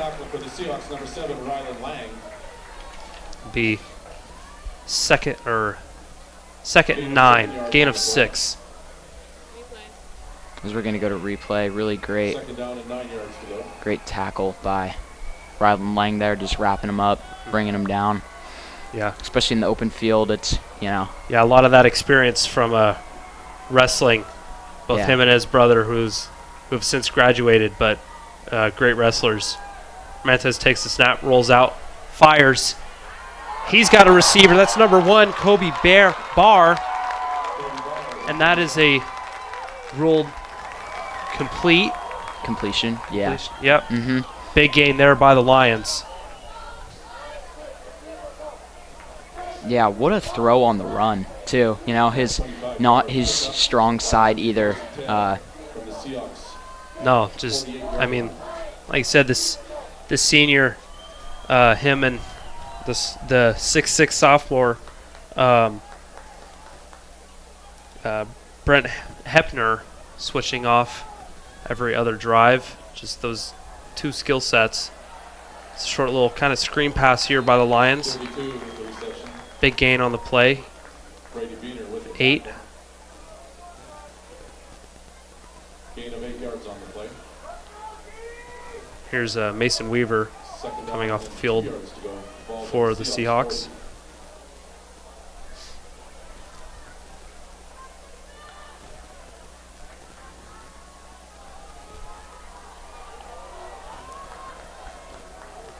See here, the Lions have in store. Here's a snap handoff. He's able to get it in for the first down. Number 32, Lane Hieringa. Seems to be their go-to power runner. Yeah, sort of like the Seahawks. We've kind of noticed that Linden, you know, they have a couple names that they use that are their players. You know, you'll be hearing a lot tonight of Chirenga, Hermantes, Hepner, even Pets, who we've called it multiple times already. Yeah. So there's Linden's formation that they've been using a lot this drive. Hermantes takes the snap, and it is electing to carry. Gain of 7 on the play. Yeah. I mean, you never know. Like, just watching from up here, it's either, you know, a quick handoff to a Hieringa and just hit those inside gaps, or Hermantes takes it and runs it outside, or, you know, is able to look deep for one of his receivers. Roll out, and you kind of notice kind of some similarities between Hermantes and there you go. Steps back and is his counterpart of Hepner just before he's able to get the ball away. As both of them, you know, they like rolling out and kind of running out to the outside. So now we've approached 3rd down, about 4 here. So 3rd and 4 with 1:04 left in the second quarter. Big drive here. Now, not really sure what their procedure is for a 4th down. Seahawks don't really like to kick field goals. They like to go for it. So that should be interesting to see how this 3rd down really plays out. If that power runner, as we were talking about earlier, hearing a not in. Quick pass from Hermantes. He has a receiver. That's number 8, Isaiah Stanley. Flag on the play for, I believe that's going to be a face mask call, as whoever was in coverage grabbed his face mask and kind of the Seahawks defense there pulled his head. A big gain on the play for the Lions, and with that penalty flag, it's going to be even more. So if they will place it at the spot of foul.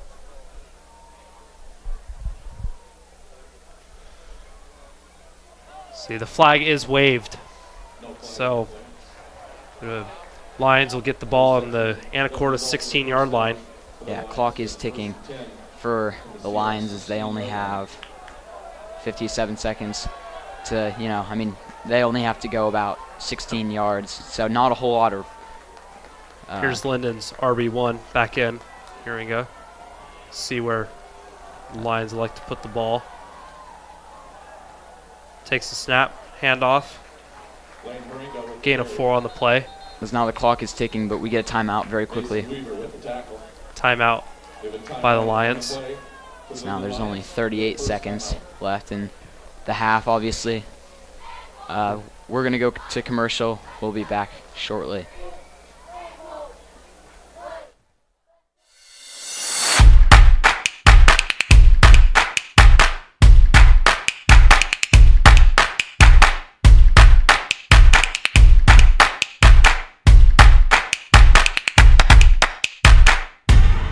When you buy or donate items to the Kiwanis shop, you are participating in this great local effort.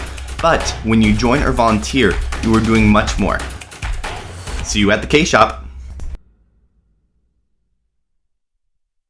The Action Club is a club for adults with disabilities. Every second Saturday of every month, the club holds an e-recycling event at the Frontier Building Supply at 1911 Commercial Avenue in Anacortes. You can recycle your computers, monitors, laptops, tablets, and televisions. The money collected from the e-cycle is used in several ways to benefit community service projects. Thank you. Thank you. Welcome back, folks. We got 38 seconds left in the second quarter. The Lions have the ball on the Anacortes 9-yard line. And see where the ball went there. Gain of 4 on the play. There we go. Looks to be out. By number 9, Campbell Nolte with the carry. We got about 3rd and 4 just about for the Lions. So this is a big play for them, as you know. Wider spread offense here that we've seen all drive from the Lions. Yeah. That is from bottom to top, Kobe Barr, Colin Anker, and Isaiah Stanley as the receivers on the bottom there. And then Troy Pertz. And a pick from Hayden John. He's going to take it up the sideline. The 40, the 50, the 40, 30, 25, 20, 15, 10, 5. Touchdown, Seahawks! Oh my goodness! How long of an interception was that? That might. I mean, from about the 5 to the 95-yard interception from the Division I commit Hayden John. Hayden John, wow. What momentum the Seahawks are going to have going into halftime now, is we were just about to see the Lions score there, but Hayden John jumps that route and just absolutely takes it to the house. Just a high IQ play from the safety, the senior safety, Hayden John. And it is ruled good. Wow. So we're going to show you that one more time. He just absolutely sprinting down the field. He kind of knew it the whole way as everyone else was just behind him. Man on a mission. Yeah. And here's Cooper Barton for the PAT. As the student section is going wild, as they should. What an amazing play from Hayden John. What a change of just everything, as that was change of momentum there. As it kind of looked like the Seahawks were getting a little bit down, as it kind of looked like they were about to go score that one. Great pressure by the Seahawks, kind of dragging the quarterback down, letting him make and a the back PAT throw. is blocked by number 18, Colin Anker. So the Seahawks lead 13-7 with 23 seconds left to go in the second quarter. That might come up big for the Seahawks,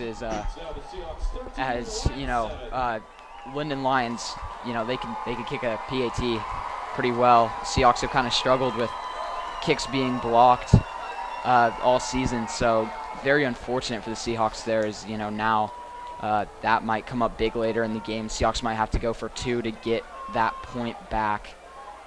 But could come back to haunt them. Might we also add that the Linden Lions were going to end up getting the ball at the start of the second half. So if they would have scored a touchdown there and then gone down and drived another one, then that could have been quickly 21-7 on the Seahawks. But what a change of events is now it's 13-7. Really big favor. Play. I'm sure the Seahawks are going to go into half riled up. Linden Lions still have 23 seconds left. It wouldn't surprise me if Pets could drill a 50-yarder, just like our very own Cooper Barton. Yeah. But the wind going in his favor too, blowing northerly there. A big kick there from Barton. As they elect to return that one. He's got some speed. There we go. He's got blockers, and it is up to the kicker. Barton drags him down. Make the tackle. Gosh, what a That took a lot of time off the clock, 12 seconds, but Lions doing a really good job on the special team side of things, giving them a really good chance to kick an extra point, or to kick a field goal, me, before this one's over. Definitely could see a lot of just trying to get some quick gains, get the Lions into field goal position, run it out of bounds, stop that clock. We'll see a lot of timeouts here from the Lions. Yeah, I believe they have. Here's 2 Hepner more. rolling out, and he's unable to get tackled. He's got a receiver. They're bringing it up. He's going to run it out of bounds about the 20-yard line. 1 second to go for the Lions, and they are going to send out their special teams for that to go for just a field goal here. So we're going to go to replay, show you that that was Hepner doing a very good job of rolling out and completing that pass. Yep. Here's Pets for the 40-yard attempt for the Lions. And it is good. Was it good? No good. No good. The Seahawks will lead 13-7 going into the half. Wow.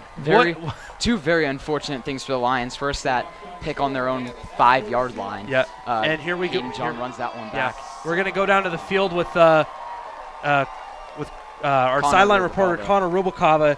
They're down there with offensive line coach Travis Anderson.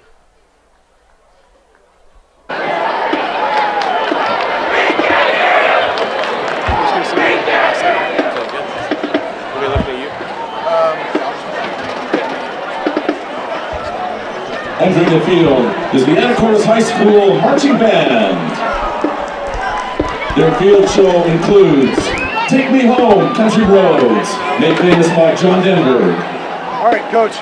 So how are you feeling going into this game? Going into the second half, that amazing pick six by Hayden John, running back for 90 yards. Both defenses looking pretty good. How are the players feeling going into the second half? Hey, they're feeling great. We're going to make some adjustments and do some stuff better on offense, but you got 2 great football teams, and big players make big plays. So great job by Hayden John and the defense, and it'll be a fun second half.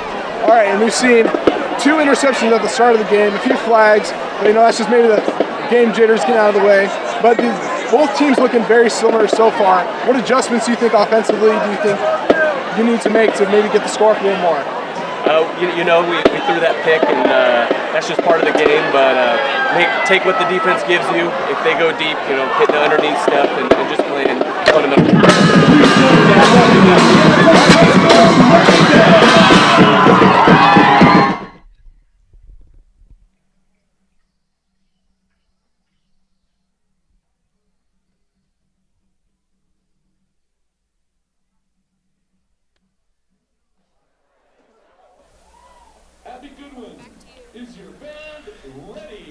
What a first half of football. Couple turnovers there.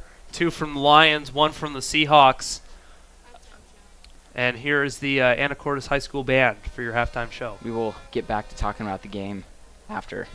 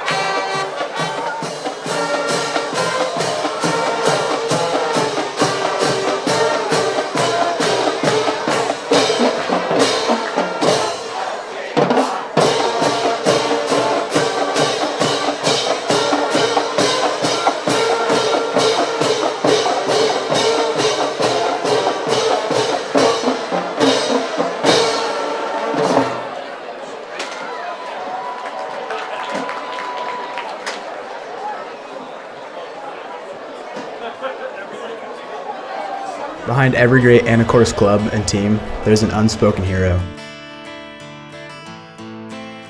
People that get us our team gear, organize our team dinners, and support us in everything else we need.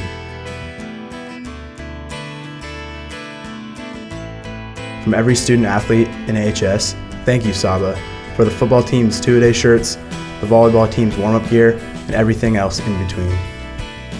Saba, the Seahawk Athletic Booster Association. Go a few blocks into Old Town Anacortes and you'll find Dad's Diner. With breakfast and lunch served all day, you'll definitely find the perfect meal. All of their food is prepared fresh each day, from the delicious house salad with salmon to the savory BLT. Dad's Diner, open Tuesday through Sunday, is located on Commercial between 9th and 10th Street. Come on down and grab a bite. The Rockfish Grill promises tasty, and in their 20 years as a Northwest favorite, they've delivered. Home to their famous fish and chips, wood-fired pizza, juicy pub-style burgers, and a 7-barrel brewery that keeps the town talking. There's something for everyone at their locally owned restaurant and brewery.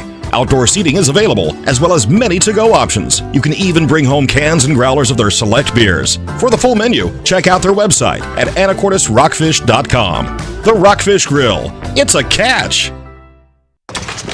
Hey, I need a hot and ready pizza. I'm racing against the clock. Thanks. Where are you? Walk in and walk out at Little Caesars with hot and ready slices and steaks from 4 to 8 p.m. Pizza, pizza. At the Senior College, we believe that learning should never stop. Anacortes Senior College offers lifelong learning opportunities to adults over 50 in a relaxed atmosphere. No test or homework. ASC is ran by volunteers including retired college professors, scientists, artists, business and medical professionals. Fall, winter, and spring courses are held Tuesdays and Thursdays. For more information and registration forms, go to seniorcollege.org.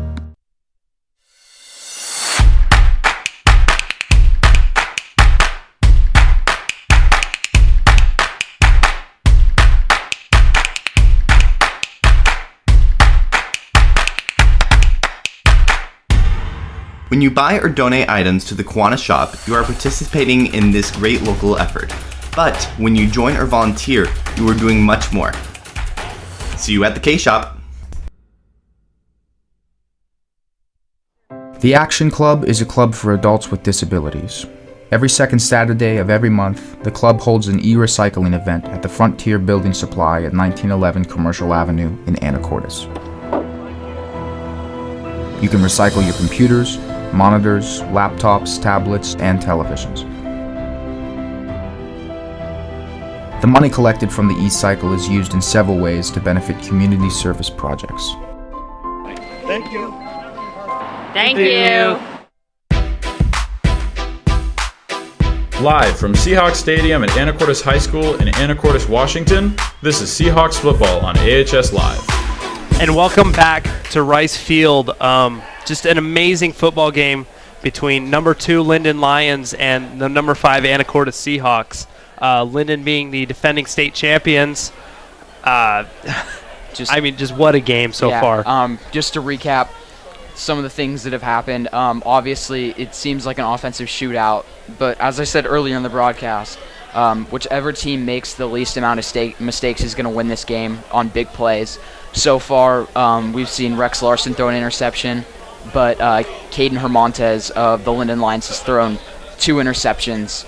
Both of them targets towards the end zone that possibly should have been touchdown opportunities, as the Linden Lions get the ball at the start of this half.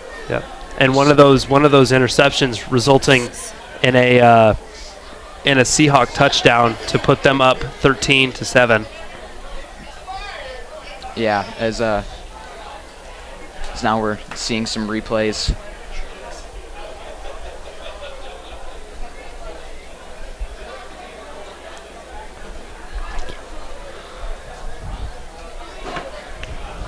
Yeah, really great showing from the Seahawks.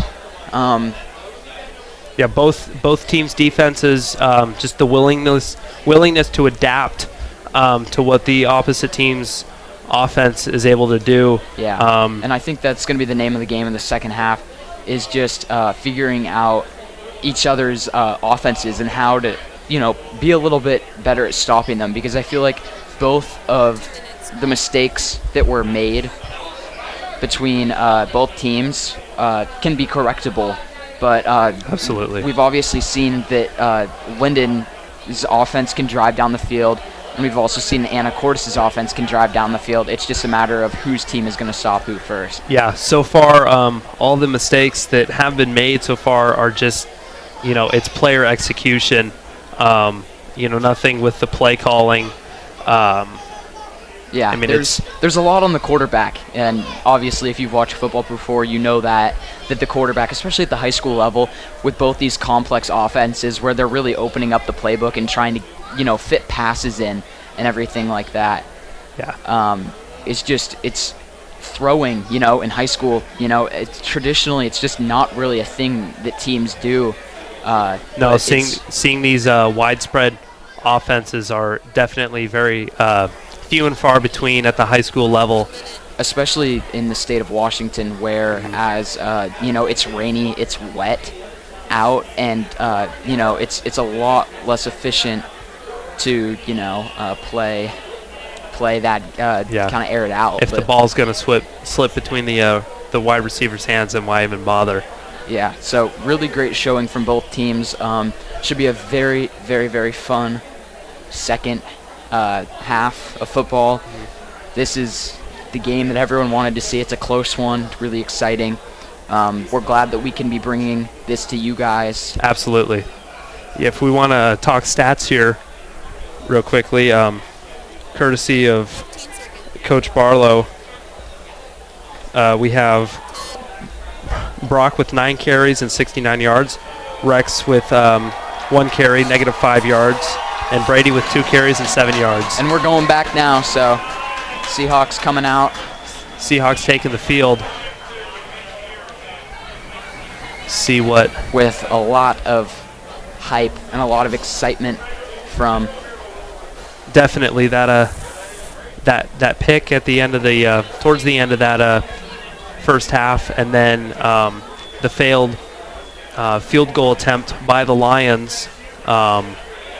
Definitely a high energy squad out there for the Seahawks. Yeah. Now it should be very interesting to see how the Lions react to how the Lions are able to react and overcome this adversity that is, being down 13-7 in a very close game, where things just kind of aren't going your way in terms of score and mistakes wise. So, yeah, we'll see how the Linden Lions adapt coming into the second half here. Yeah. Mm-hmm. Yeah, Linden really a fundamental team, as I've mentioned. They've made a couple of mistakes, but overall, they're doing a good job of keeping the Seahawks guessing. As they've been switching up their quarterback from Hermontes to Hepner consistently. We've seen both Hermontes and Hepner be able to run the ball outside of the outside of the offensive line. Just an outside zone play. Just roll it outside and either. And just when you think that they're gonna, he's gonna roll it out and he's gonna run it, he's gonna throw it, which was something that happened that caused the Linden Lions to be in such great field position. Yeah. And then, obviously, on top of all of that, then they can hand off the ball. Yeah. It may be run it, find those gaps and run it down their Anacortes' throat. It may be a little unfair to call those interceptions mistakes, rather just kind of taking a risk. We see a lot of just kind of short, choppy games from both teams, and the second they try to look deep, as we're going to go to an interview of Chase Moll that we talked to him earlier in the week. Hi guys, I'm here with standout left tackle Chase Moll. Chase, what are your thoughts and just feelings about this undefeated rivalry game? I'm very excited. I've been knowing about this game for about a year now. And, we usually say take it week by week, but I've been thinking about this one for a while now. Chase, what do you guys have to do offensively in order to beat the Linden Lions? Offensively, we just got to not make mental mistakes and play our ball, and we should be good. You mentioned that you've been thinking about this one for a while, Chase. What have you guys been doing to prepare? What have you been doing to prepare for this huge game? Well, we've been very consistent in practice. We got to focus in, and I got a massage a couple days ago to keep my body fresh, which really helps. I'm excited. That's really good to hear, Chase. And finally, what are your expectations for this game and the rest of the season for you guys? My expectations for this game is just play our ball, and if we face adversity, we got to bounce back and not forget who we are as a team. Perfect. That's Chase Mole. Yeah, and Chase Mole, just what a standout guy, as he took time out of his week right before practice to give us that interview. Thank you to him for that. He gave us some great insight.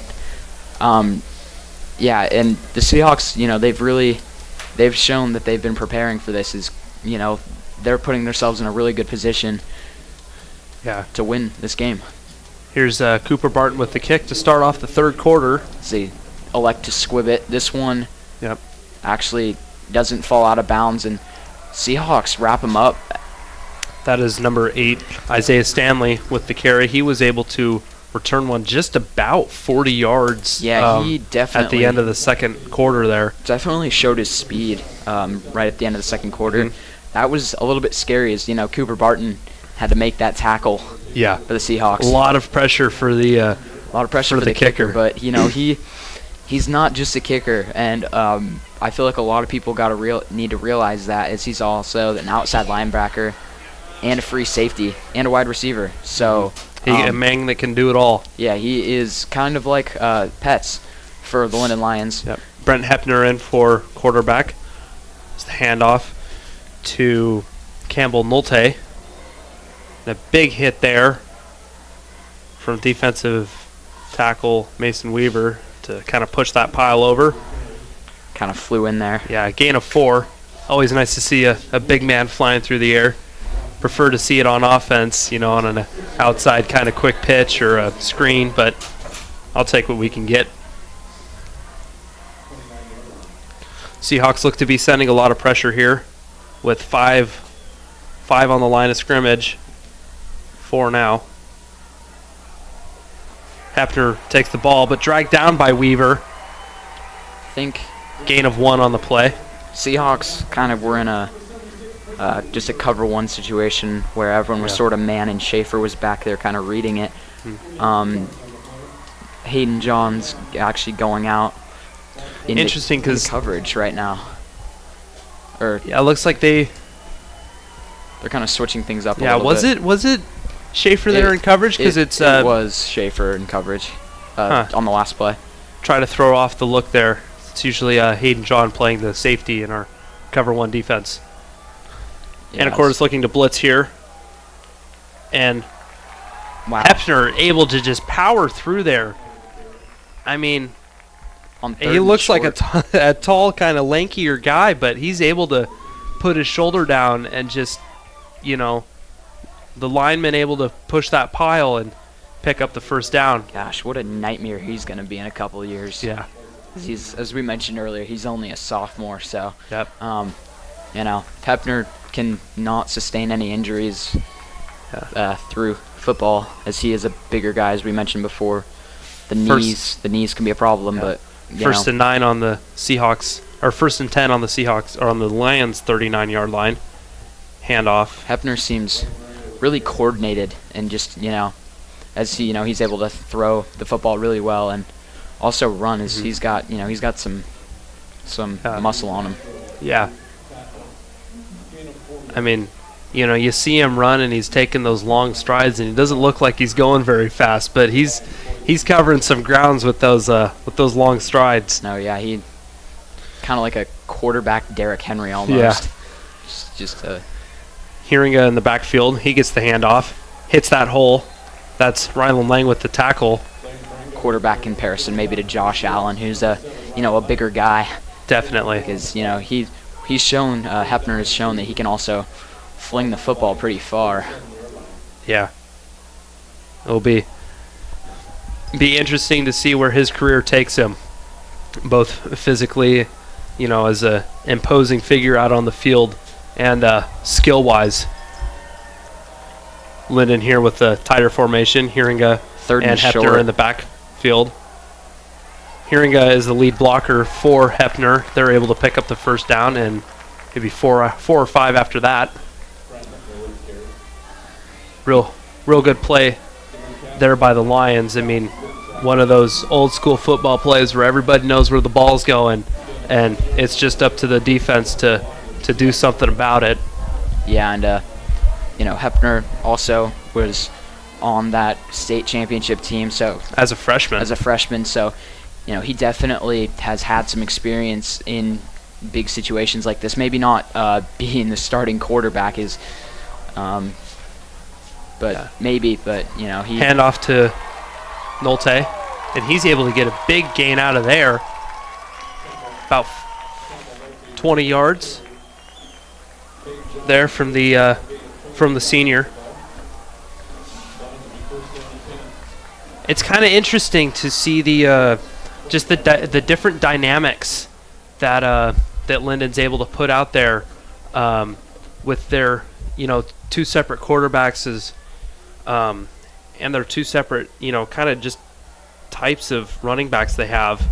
Here's a big gain here again from Hepner, able to pick up the first down.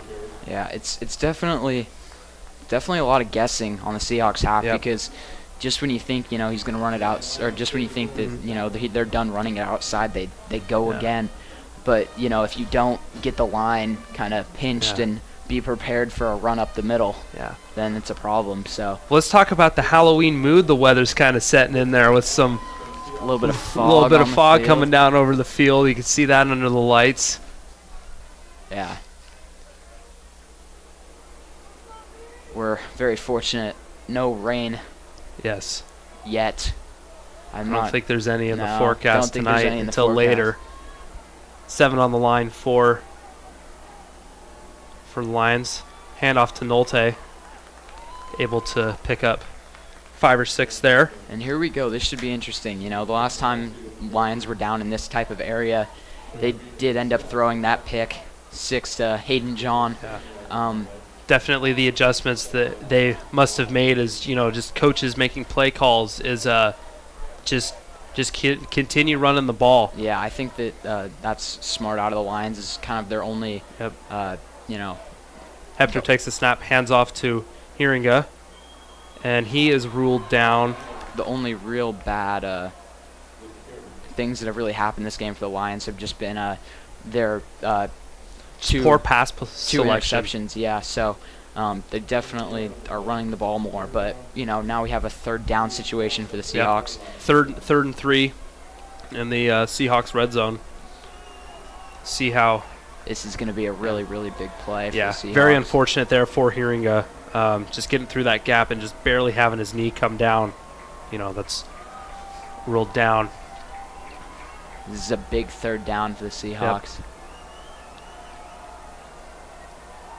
Hepner with the snap. He's going to take it himself. Hiringa as the lead blocker. And a big gain there from the sophomore quarterback. Man. It looks like it's going to be first down. To those of you who are watching this at home, you're on our YouTube channel, so you can subscribe there and hit the little notification bell to never miss a AHS live stream or upload. And your appreciation from likes and comments go a long way. Hiringa with the carry. It's like Nolte with the lead block there. It's going to put them down on the 1 yard line. Yeah. Just there we go. Quick lineup from the Lions. They're just going to, we know where it's going. And there's Hiringa in for, is he able to get it? Yes, he is. Touchdown. For the touchdown for the Lions. Man, really, really great drive from the Lions is that, they just spent 6.5 minutes on that On one drive. drive. Kind of like the Seahawks did in the first half of their first drive. Yeah. But and very similar to what Seahome did against the Seahawks and, led for, the better part of that game. Here's Petz for the PAT. If he's able to make this, it gives the Lions a 1-point lead. And it is good. Lions lead 14-13 with 5 minutes and 27 seconds left to go in the third quarter. How unfortunate was that Petz missed that field goal going into halftime, as that would have put them up 17-13, which would have made it a two-score game. Or excuse me, a one-score game, but not a field goal. So they would have had to score a touchdown because they would have been winning by 4. So unfortunate that he missed that. Obviously as a high school kicker, a 40-yarder is pretty in-game is pretty impressive. On the just right on the hash too. Yeah. As a lefty kicker, so he's kicking on the, he's on the near side hash to the cameras there, and just. That's just kind of a real awkward position to try to make it. From that distance, you're off by an inch, you're off by a mile. Yeah. Now a righty kicker like Cooper Barton, that on that hash might have been a little bit easier. Very different story. Very different story for him. I have faith that he probably would have nailed that. Yep. As we did mention earlier, he nailed a 52-yarder in practice the other day. Very impressive stuff from him. Here's Hearinga with a deep kick. Petz. Or Petz, excuse me. It's going to be a touchback. Yeah, haven't seen a whole lot of touchbacks from the Seahawks. They kind of elect to squib it on the ground a little bit more than just a touchback. So put faith in that special teams to make the tackle. Yeah, and maybe come up with the ball. So that's one of those risks that the Seahawks are willing to take. As you kind of saw right at the end of the second half, where the Seahawks squibbed that ball, and I forget who it was, but one of the Linden defenders or one of the Linden offensive players ran it. A very heavy right situation here for the Seahawks. Wildcat formation. Brady Beater's going to take the ball, and he is eating up the gain about 4 on the play. Let's see how many down linemen we had on that play. I'm counting 1, 2, 3, 4, 5, 6, 7, 8 down, with 2 in the backfield and 1 in the wideout and another receiver in the wideout position. That's just the just such depth to these playbooks from both of these teams to do these different looks. The the Anacortes Seahawks really just giving Linden taste of their own medicine there. As Linden kind of just ran the ball. Larson back in for quarterback. He rolls out. He's looking to pass. He's got Carson Ports. Oh, and Carson Ports is unable to make the reception. Just a little bit low, but that may be on Ports there, unable to make that catch. Like I said, just, those... Pretty unfortunate, as now we have third down situation with the Seahawks. Most likely they're going to have to throw this ball, as it's about 3rd and 5. I'm not sure how much faith they have in running 5 yards through a very powerful and strong and big Linden team. Yeah, 3rd and 5 on their own 25. But the Seahawks have shown that they're really not afraid to pass the ball. As they've had multiple gains. Here's the snap. Larson rolls out, hands it off to Beaner, but he is unable to pick up the first down. Wow, that was a good play though. Really had be 4th and 1. Kind of had me fooled as he rolled out. Good handoff, good fake. Definitely. As now Seahawks maybe going to try and draw. Yeah, they're going to go for just a QB sneak here. Or maybe get the offsides. The offsides. Yep. I think have a play clock here. We saw this during Seahome game where they tried to draw him offsides. Yep. Ports in motion. Hand off to Ports. And he is, big hit there. Unable to pick up the first down. Gutsy call by Coach Ports there. Yep. Handing it off. Jet sweep on the outside. To the short side of the field as well. maybe a little would have been a little too obvious going to the other side. But the Linden Lions are going to take over with their offense. The ball is placed on the Seahawks 29-yard line. Yeah, and this is a lot of pressure on the Seahawks defense. They really need to come up with a stop or just get them to kick a field goal or attempt to kick a field goal, because another touchdown here would be very, very, very bad for the Seahawks, as then they would have to go for 2. Hepner in just to tie it up. For the second drive in the row. He's going to take it with Hiringa as the lead blocker. He's going to lower his shoulder, gain a 6 on the play. Man, they really enjoy that just kind of outside run. Here's sophomore Toby Escada coming in for senior Garrett Bickley.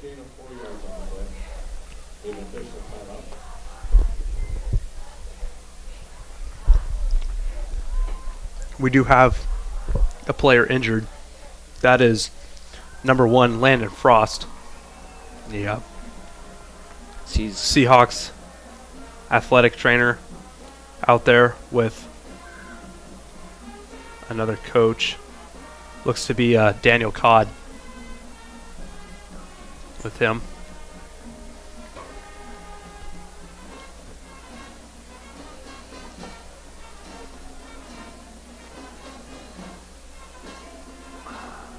It's hard to say what that injury may be. Obviously able to sit up. There's Brady Beaner going over to check on his teammate. Yeah, not good, as Frost has had some injuries, so really unfortunate to see. We really hope that he's going to be okay, and hopefully he can walk off on his own power.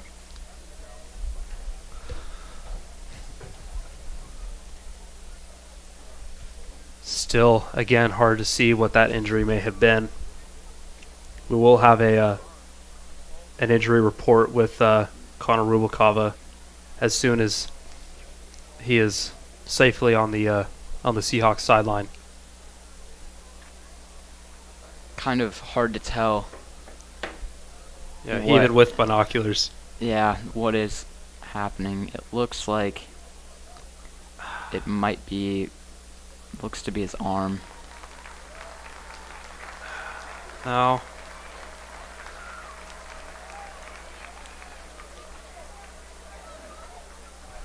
That's difficult. I don't know. I mean, he seems to be walking away fine. It could be. He looks. But then again, he's kind of holding that left side there. Maybe a rib. Maybe possibly. A rib injury. I don't know. We will not know for sure until that is released to us. Yeah, hopefully Connor can get some information for us. Yeah.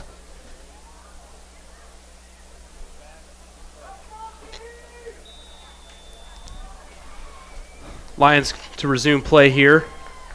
And there's Hermontez back out for the QB position with Hiringa to his left there in the backfield. Hermontez is gonna take it. Good lead block there by Hiringa. Wow, that was a great lead block there. Just really opened up that lane for the senior quarterback. Yeah, really interesting that they switched up their quarterback there. As you know, we don't really have a reason for it, but I think it may just be even play time. You know, two just obviously very talented quarterbacks. One a little bit more shifty than the other. Here's a handoff to Hiringa. He's going to take it up and just tripped up by Brady Beaner short of the goal line. Ball's going to be placed on the Seahawks 3-yard line, and it'll be 2nd and 1.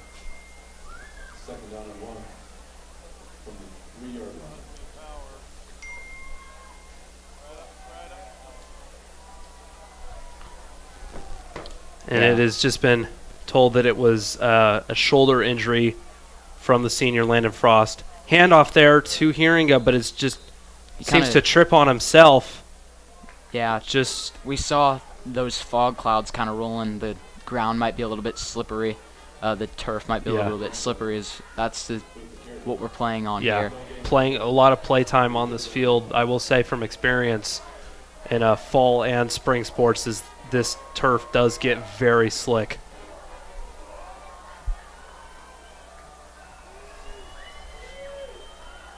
Both running backs in for the Lions. Seahawks seem to just run commit here as they do. And that's Brockbeater with the tackle. Wow. Able to get a stop there. The Anacortes Seahawks really making a name for themselves here. That'll be now 4th and 1 or 4th and 2 for the Lions. Yeah, this may just be frustrating. I believe that the Seahawks are just going to run commit this and just hopefully. Yep. It doesn't look like anything play action. We know what it's going to be. And they get the jump and flags on the play. That'll be now 1st down for the Lions. Very, very unfortunate. Will be. As now it's, they're just on the goal line, so. Yep. Having that possible turnover would have been a big, big, big thing for the Seahawks. They're down 1 point right now, which is really unfortunate, especially since if they get this and that kick defensive PAT. That defensive line really should have seen that coming as something that, a lot of these players play both ways, and they just, they know that the offense can get a little tricky. It's just at the same Here's time. Hermontez with the snap, and he's able to run it in for a touchdown. With some good lead blocking there from Campbell Nolte. Is now Linden leads by 7. They make this extra point. They lead by 8, and things get a lot tougher for the Seahawks as they're most likely going to have to go for 2. Yeah, and the last time Seahawks went for 2, it was unsuccessful. I don't think they normally practice or execute going for a 2-point conversion. They usually put their faith in their junior kicker, Cooper Barton. Yeah, just unfortunate that snap was blocked. And this one's blocked. And that PAT is blocked. That was number 32, Brock Beaner. Wow, that is massive for the Seahawks. Is now a score ties it. A touchdown and a PAT and a successful PAT will score this game. Or maybe this one goes down as goes down to the wire, and Seahawks maybe 2-point conversion. We could see it to not send this game into overtime and possibly win it, but that is still a long ways away. Seahawks could have that back pocket play that they've been able to practice, but have saved for a moment like this where they just need these points after a touchdown to give them the lead. Yeah, it's just really, really risky as we haven't seen a whole lot of 2-point conversions completed from the Seahawks really this whole season, as they've been kicking the ball a lot, but even when they have, they've been pretty unsuccessful. Yep. We saw the Seahawks actually line up in that interesting look on their first field goal, which isn't uncommon. We've seen that before, so that might be something that they will pull out. Kind of a swinging gate formation there to kind of throw off the defense. Or even possibly snap that ball as they did against Cedro Woolley earlier. Yep. And try to score a 2-point Here's conversion. Petz with the kick, another very deep shot. Giving another touchback. Giving his returners no opportunity at all. Yeah, this Lions look to be faithful enough and giving the not wanting to run the risk of having the Seahawks be able to pick up the ball and run it half the distance to their goal line, but just to be consistent, give it to them on their 20, and trust that loaded box there that we've seen all night to make some plays. As they are constantly putting 7 in the box here. Brock Beaner behind. Carson in motion. Brock with a little bit of a shifty run there, gain of 3. Yeah, interesting play call by the Seahawks, running that jet sweep on the 4th down. Maybe they just I don't want to say they didn't have faith in their offensive line, because their offensive line has been looking really good, but probably just to try to surprise them a little bit. Very interesting play call by them. It's unfortunate that it didn't turn out. There's a sophomore Elias Quintino in at the fullback position.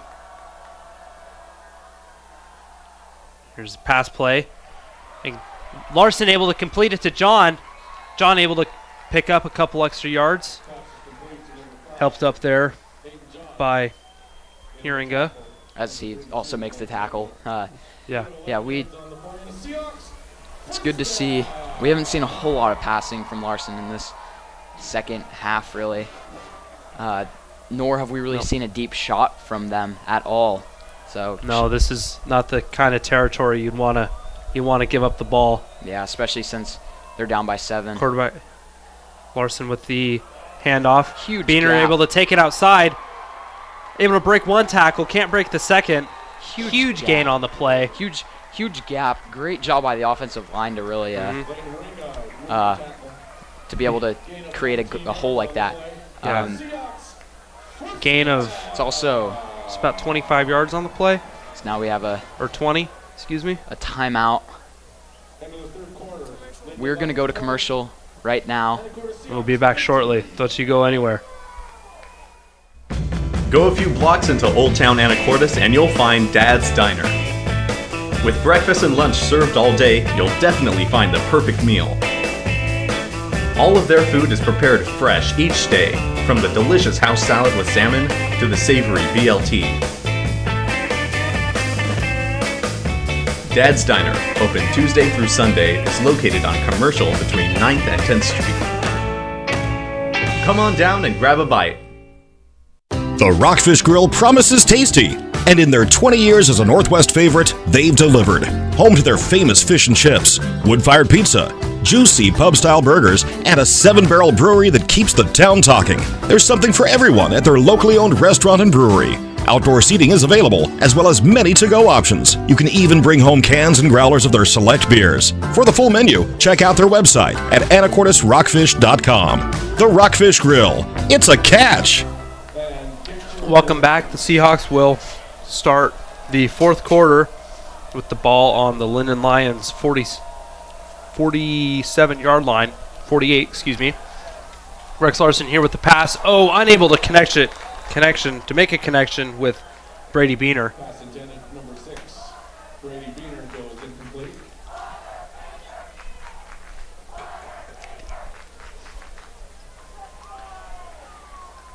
Yeah, because now it's Seahawks actually moved back. No, there's second and 10. Excuse me, yeah. On the Lions' 48-yard line still. See, could be another pass play with fullback in. Yep. Larson looks for Hayden John. He's able to catch it at the 40-yard line. Yeah, Seahawks really gain of 13 to put in their fullback Quintano, just making sure that Rex Larson has enough time to complete passes, which is really smart of them, as they're looking outside. When Rex gets going and throwing, just an extra man to cover his blind side there. Yeah. Also pick up some slack if the defender gets by. Yep. So Port's in motion. Hand off to Brock Beener. He's going to hit A gap and gain of 1 on the play. So now we got another situation like this. It is 4th down for the Seahawks. 4th and 1. 4th and 1. Seahawks clearly showing no sign of wanting to punt this ball. Yep. It's dangerous, especially since we've seen the Lions methodically drive down the field and score in the third quarter. They basically took up all that time. So could try to mix up the snap count here. Get those front 3 or 4 to jump off sides. Yeah. We'll see what the Seahawks decide to do here. Brock Beener with the snap. He dives able to forward. Hand off. It's going to be ruled. Man, he's running very, very. Oh. hard to say. Will It's an interesting spot. Seahawks obviously think it's it's going to be a first down. They signal first down. First down for the Seahawks. That is a big first down. Is you give Linden back the ball in that kind of territory. That could have easily turned into another Linden score. Yeah. Already leading by 7. Which evidently they probably would have, unless it was quick, probably would have put the Seahawks away. So, we're in the fourth quarter, so these are really big plays. Every single play matters. Every single play has mattered, but execute by all these athletes. Rex looks to pass. He's going to roll outside. He's got Hayden John brought down by 2 Linden defenders. Big gain there. What a ball. Quick first down. We mentioned earlier he's been finding soft spots in the zone. That was a soft spot right there. We saw Brock Beener kind of swing outside and release for kind of a check down. But Linden defender comes and covers him. Rex looks and sees Port's pretty closely guarded, as well as Hayden John, but he just squeezes that one through. So great pass by Rex Larson there. And the ability to make that separation there by just speed from the senior Hayden John. Snap here. Fake the pass. Hand off to Beener. Gain of just 3 on the play. Looked like he slipped a little bit. The Linden Lions constantly put 7 in the box. But on top of that, they kind of play a soft cover too. Mm-hmm. So it's really interesting to see, how the Seahawks have kind of handled that, because they've ran the ball really well, considering that Linden's constantly putting 7 there, and then just kind of putting a cover 2. But it's really taken away the opportunity for any deep shots. Yeah.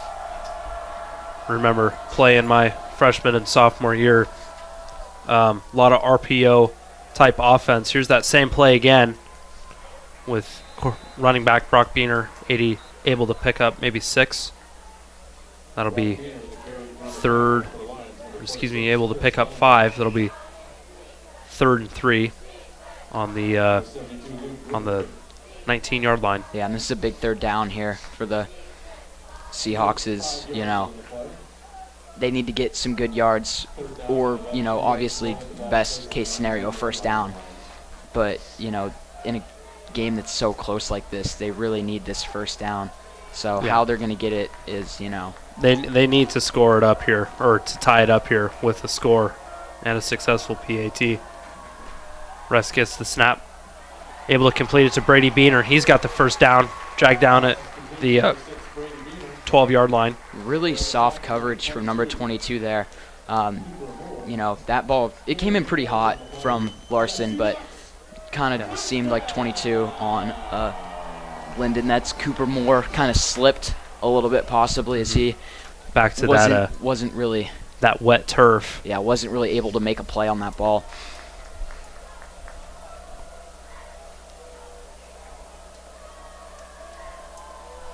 It's that very similar offense or formation they've been running. Rex looks to throw. He's under pressure. He's going to take it. Big hit there. Does a good job of holding onto the ball, though. Yep. That's Trey Smiley, the kicker, receiver, and corner on the tackle.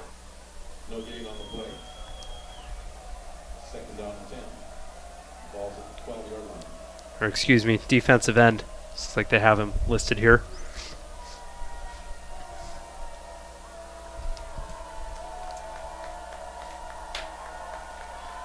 Now it's 2nd and 10 for the Seahawks.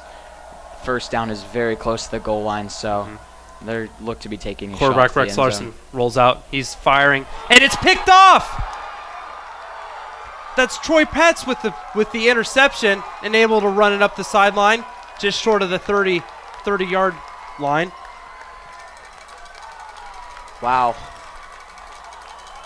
That might have been the nail in the coffin for the Seahawks. As now they got to rely on their defense heavily to get a stop here, as any sort of score gives them a 2-possession lead. The Linden Lions does. So really, really, really, really big. Yeah. This is do or die territory right now for the Seahawks defense. Brent Hepner back in for the quarterback position, alongside with Campbell Nolte as the running back. Hepner takes the snap, low snap, handoff to Holte. See, just dragged down just short of the 50-yard line.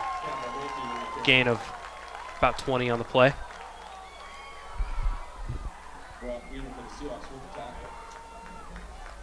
Yeah, you know, as the Lions run here, the probability just gets slimmer and slimmer for the Seahawks to come back. Each first down is just a little bit less and a little bit less of an opportunity for the Seahawks to come back. But we've seen multiple picks near the goal line. I don't think that the Hepner rolls out. He's going to carry. Tripped up there by Adrian Castro.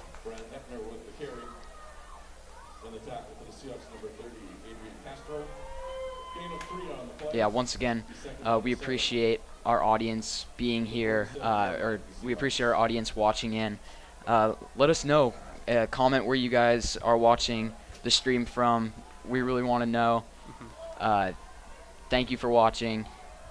This has been really fun. Yeah. And remember, to like and subscribe as well. Yeah, remember to subscribe. Here we go with the carry. To Anacortes High School, or AHS Live, to watch all Anacortes High School sports. Basketball season's coming up, and with that, a lot of playtime in the Williams Gymnasium. The Anacortes ASB is looking to start fundraising for an alma mater banner, so you'll be able to see QR codes to donate starting in the winter sports season. Hepner takes the snap. He's going to carry. Hiringa as the lead blocker. Hepner's still on his feet, still powering through. He's able to pick up a first down. A total of 6 yards gained on the play for the Lions. In the tackle for the Seahawks, number 55, Avery Sykes, and number 76, Mason Hoover. See the Lions looking to just grounded pound. Chew that time. Yeah. They're definitely into the, kind of chew clock part of their playbook where, I mean, they've been doing pretty consistently the whole game. Just, getting good yards on runs. Just bring it down to the wire with that play clock. Here's the handoff to Hiringa. And able to run through a couple Seahawks defenders there. Number 56, Garrett Bickley on the tackle. And Garrett is not a very small human being.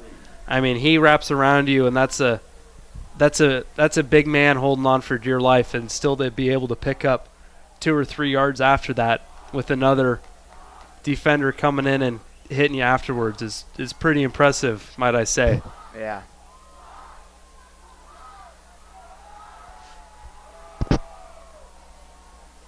Here's the snap. Hepner's going to take it himself. He's running up the sideline. He's got room up to number 3. Landon Schaefer. That is Landon Schaefer for the little ankle biter tackle there. Looks like the ball is going to be on the Anacortes 9-yard line. So first and goal situation for the Seahawks. We're going to go to replay to see that tackle by Schaefer, and also a great run by the quarterback. This is, you're just hoping for a field goal if you're the Seahawks at this point because, right now you kind of understand that this is going to be crucial run for defensive after run stop. after run. Handoff to Nolte. Good gain on the play. Yeah, fights forward for maybe 4 or 5 yards. 5-yard gain that's going to be placed on the 4-yard line. Seahawks cannot afford to let the Lions score a touchdown here. No. The defense did a very good job of being able to get those 3 consecutive stops on the other goal line, but just unable or jumped off sides and gave the Lions a new set of downs. So we could see something similar there. The carry by Herringer there. They do wrap him up, so yep. Just inches closer to the goal line. As now it's 3rd down. Yeah, 3rd and goal on the Seahawk 2-yard line. There is a flag on the play. See what that's about. That's holding on the offense. So Lions are going to be backed up 5. Or 10, excuse me. Or no, it is 5. Was right.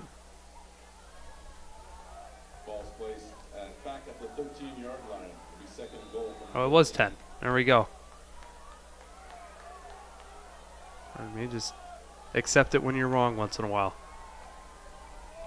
So that's really big for the Seahawks. Yep. Now they have a little bit more room to work, but yeah, I don't really think that Linden's play calling is going to change. They're No. just going to run the ball. Yep. Here's Hefner with the carry. Able to break one tackle. Oh, that might be a flag. Couple of Linden parents there very unhappy.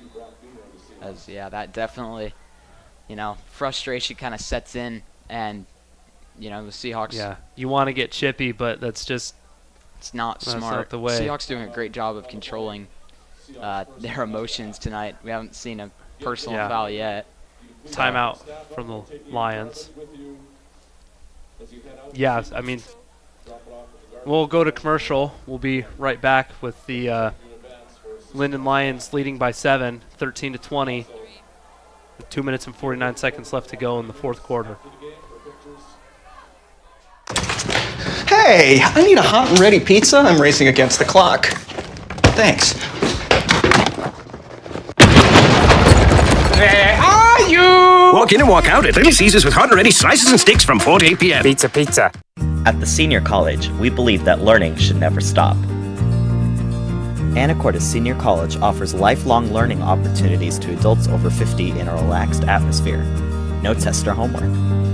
ASC is ran by volunteers including retired college professors, scientists, artists, business and medical professionals. Fall, winter, and spring courses are held Tuesdays and Thursdays. For more information and registration forms, go to seniorcollege.org. And welcome back. The Linden Lions offense has the ball on the Seahawk 13-yard line. It's 3rd down, unable to get a 1st down unless they're able to make the Seahawks jump off sides. Hermontez with the carry. Not a lot able of to be room. wrapped up by the Seahawks defense, and they'll get a stop.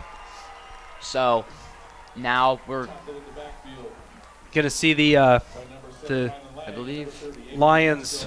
I believe this is 3rd. Special team. This is 3rd down now. Yeah, No, it is- the penalty. it is- The penalty brought them back. Yeah. Or It's 4th down now. They're looking to go for a field A goal. little bit of confusion here. Oh, is there a penalty? Timeout Seahawks. So 4th and 11 for the Linden Lions. Really big field goal here is if the Seahawks block it, they have a chance. If not, 2 minutes and 33 seconds to work for a touchdown and then an onside kick. We thank all of you for tuning in and watching. AHS Live, Anacortes High School Live is a club ran through the high school with the assistance of Mr. Thompson, Mr. Yandel, and tonight Mr. Wallace We thank them for being out here. Yeah. This is a student-led club for the most part, though. So, definitely tune in for basketball and wrestling, and coming up in the winter sport months is now. We'll be able to see and hear Parker, Connor, and I much more as we head into the winter with those sports seasons. Now this is the biggest. Troy Petz here with the field goal. If he puts it up, Linden leads. He missed it. No. There. Oh. Maybe a penalty on the play. False start. False start on the offense. But did he miss it? He was able to put it through. Okay. So, I mean, got to move him back 5 yards. It's a little bit hard to see from here. Yeah. I apologize, folks. I thought he missed that. This shouldn't be a difficulty now for Pets here. Seahawks are getting loud. This is. It's game time. And Pets misses it. Pets misses it. Wow. Anacortes has a chance to tie it up. Now we're in 2-minute drill situation time. Now is anything? Is there another? See some officials deliberating. Now everyone is waiting for this call. That is a big miss if it stands. Could give the Lions another chance. We don't see a flag on the field though. See what the decision is by our referee tonight. It looks like to be a penalty on the Seahawks. The fans not happy with that. So now this is gives the Lions another chance. And now they're moving it 15 yards forward because of a personal foul. So this kick just got a whole lot easier for the Seahawks. For the Lions. Is now everyone is getting loud now. He's made one, he's missed one. Third time's the charm. Third time's the charm, possibly, but you never know. We'll see. Here's the snap. Down. And it's good. He nails it. Could have a Seahawk down. Nope. He's able to get up. The Lions now lead by 10. So, believe. So, yep. 2 minutes and 38 seconds for the Seahawks to trail by 10 to try to make something happen. This will be, do or die. Your perfect season is, perfect regular season, undefeated regular season is right here. What a game from both teams. Mm-hmm. Really great effort from both sides. This one's definitely going to be one to remember for both teams, especially since we are heading into playoffs next. And I'm sure the Seahawks are going to be very, very, very hungry. Speaking of playoffs, those start November 11th and 12th at Civic Stadium. I believe most of those are played. I'm not 100% sure if the locations are finalized yet, but just Pets with another deep kick. Be another touchback. Seahawks are going to get the ball on their own 20-yard line, and it's go time. Yeah, definitely be looking for Rex Larson to maybe throw one down the field. I also wouldn't be surprised if we see Linden take a few out of the box and cover 3 maybe here. Or just a really deep cover 2 is what we're kind of seeing right now from them. Yeah, but the Seahawks have proved that last drive before they threw that interception that they are able to run that RPO. So if they show them looking for a deeper pass and end up throwing in a draw play in there, things could get interesting. Yeah, this doesn't necessarily. Yep. Carson Ports in Rex pump fakes, gets it to Brady. He's able to break 2 tackles, 3, unable to break the 4th. Brought down. Time is ticking away now, so. And on the tackle for the Lions, number 32, Lane Moringa, number 45, Gabe Outman. It's number. Timeout, Brady Beaner slow to get up there. Kind of looks like he's grabbing his hamstring Looks, there. yeah, a little bit of a gimp there. Possibly, you know, maybe he pulled it. Maybe, nope, looks like he's Yeah, like he's cramping. There's a cramp. Just a reminder, if you could please help our So we're gonna go to commercial. Take any garbage on Wednesday.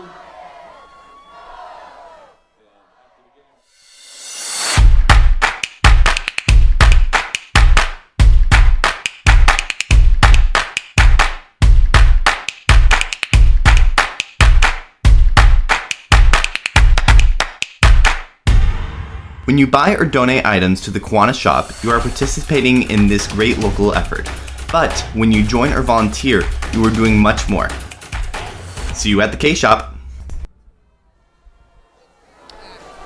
Welcome back. The Seahawks have the ball on their 11-yard line after a loss of 4.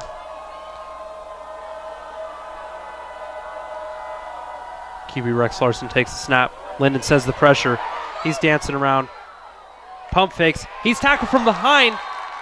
Fumble goes out of bounds. Goes out of bounds. Very lucky, very fortunate that Rex Larson was able to get that ball out of bounds, or that the ball bounced out of bounds. Yeah. Definite some, we can just kind of see that frustration starting to set in for the Seahawks. Just over 2 minutes to go here in the fourth quarter, and it's 3rd and 14 for the Seahawks on their own 11-yard line still.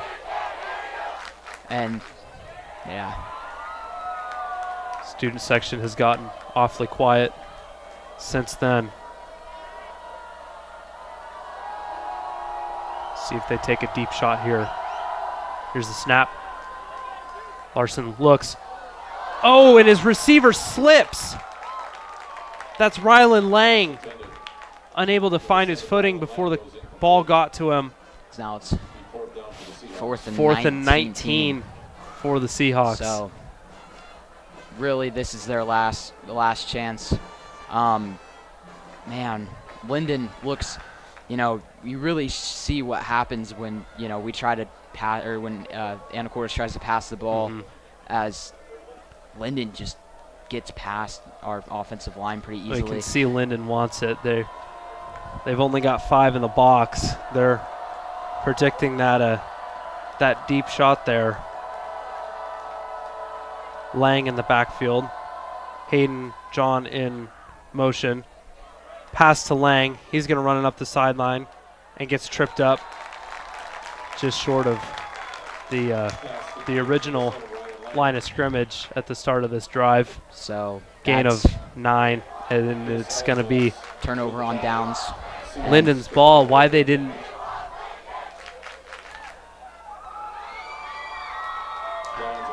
Seahawks didn't punt here. Maybe they have faith in order to score this quickly. I just, you know, last chance at getting a first down there. I was really hoping to be proved wrong this from my pick in the pregame show, but it's not looking like that. So we're encroaching on 2 minutes here in the fourth quarter. Hermontez in as quarterback again for the Lions. Gets snap, handoff to Herringa. He's going to run it for a gain of 3 on the play. Tackle for the Seahawks, number 55, Avery Sykes, and 56, Garrett Pickley. It's now everyone 2 yards on the play.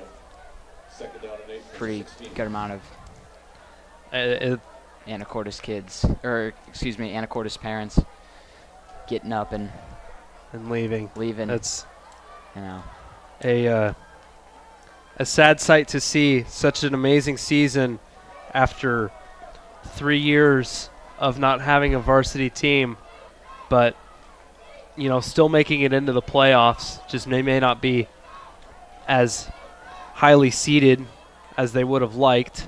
Yeah, I still think that this could definitely, I mean, if everything works out the way that it might, you know, we might be seeing, this might be a state championship game right here. Just a we might have a rematch later on in the season. Yeah, at least definitely in the playoffs. It'll be interesting to see if the Seahawks obviously are going to be back for blood, but if the Lions are able to hold them off. Clock is running down now, just under 40 seconds to go. 3rd and 2. Hermontez takes the snap. He's going to run it.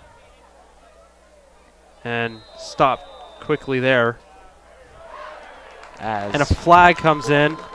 Possibly a late hit there on the Seahawks. Just these hits that just aren't worth it anymore. As the Lions can just take a knee in. This one will be quickly over. Yep. Personal foul on the defense. So that looked like that may have been Adrian Castro, the linebacker. Middle linebacker for the Seahawks. It's hard, man. I mean, having this good of a season and ending the regular season like this. Yeah, the sure. Lions already lining up to shake hands. Sure, there's a lot of frustration. Yep. Hopefully, respect and sportsmanship. And there we go. The Lions put the Seahawks away 23-13. And a bit of a heartbreaker for all of our Seahawk fans. Man. What a game. What a game. A lot of couple mistakes early on, and then just kind of sprinkled throughout on both teams. But I think it really just came down to the Lions wanted it more. So, I mean, man, yeah, that is frustrating. Yeah, definitely a lot of effort put forth on both sides. We're going to go to commercial and then wrap up this game.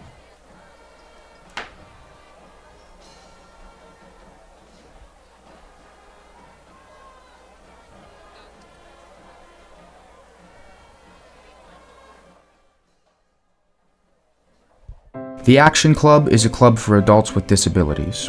Every second Saturday of every month, the club holds an e-recycling event at the Frontier Building Supply at 1911 Commercial Avenue in Anacortes.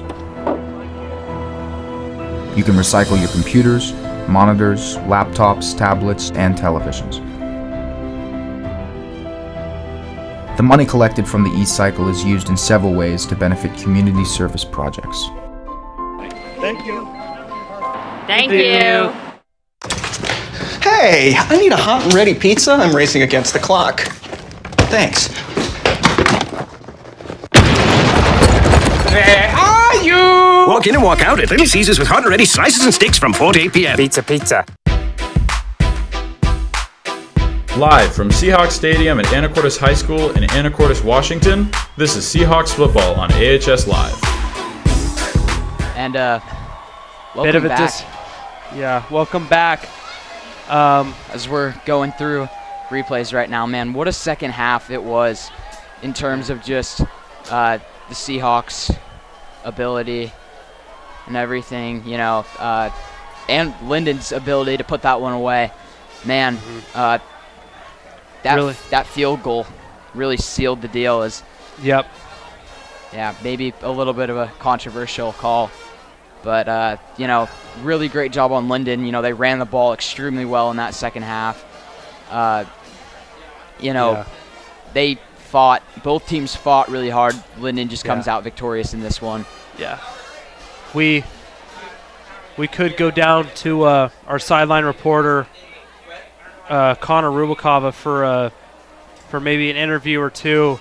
But until then, like you said, Parker, just a couple mistakes here and there, interceptions that just kind of sealed the deal, and it was very unfortunate for the Seahawks squad. Came so far. Sorry, we are not going to have any interviews Yeah, so just a sort of a wrap up from this game.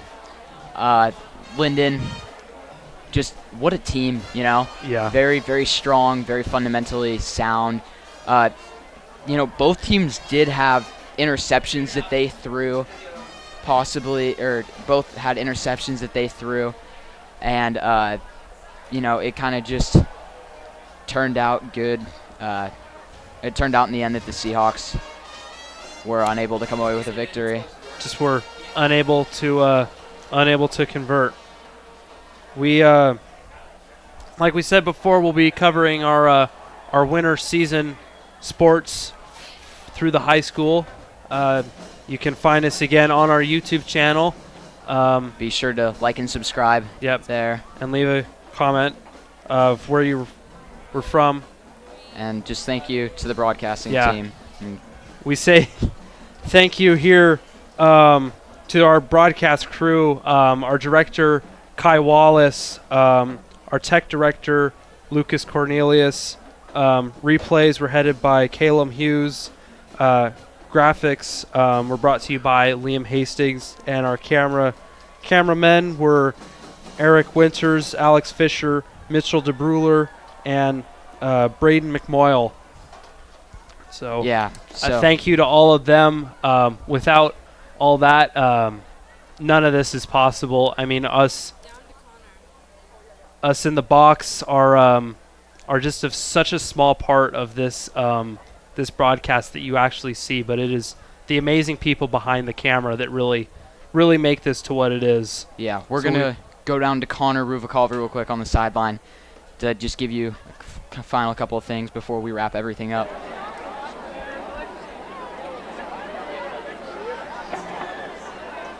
All right, so down here from the sideline, I mean, the game was just electric. Multiple star plays from each team. I mean, Hayden John with that 90-yard pick six was just incredible. I gotta say, but going into the second half, the Anacortes defense just seemed to break down a little bit. And maybe the Linden Lions picked up, maybe they came up with a new game plan, but something obviously changed, and Anacortes wasn't able to keep up. A lot of mistakes on offense, and quite frankly, the Seahawks offense just couldn't bring it through. That's a tough loss for Anacortes, and a terrible way to end their season, losing the Linden Lions. They could have gone undefeated, but I guess it's not this year. Yep, so just really good game from Linden as they were able to come away with this victory 23-13. They ran the ball like crazy. They confused Anacortes with their two quarterback type set, and you know, they proved to just be the better team on today. Both the amount teams, of looks that they were able to throw the Seahawks defense, it was just, I mean, on their toes 24/7 that game. So, you know, both teams threw 2 interceptions. So if you look at it that way, you know, it kind of just evens out and cancels out. Even though the Seahawks were able to run one of those back for a touchdown. It just wasn't enough. It just wasn't enough. Yeah, and, you know, they thought that they had a chance possibly with that field goal opportunity, but that got overturned. And, yeah, but just a great fight from the Linden Lions, great fight from Anacortes Seahawks. We're hoping that these teams get to meet again in the postseason, possibly. We thank you all for tuning in. My name's Jacob Dickinson. My name's Parker Mong. Connor Rubalcaba was down on the field, and we look forward to seeing you again here sometime else. Good night.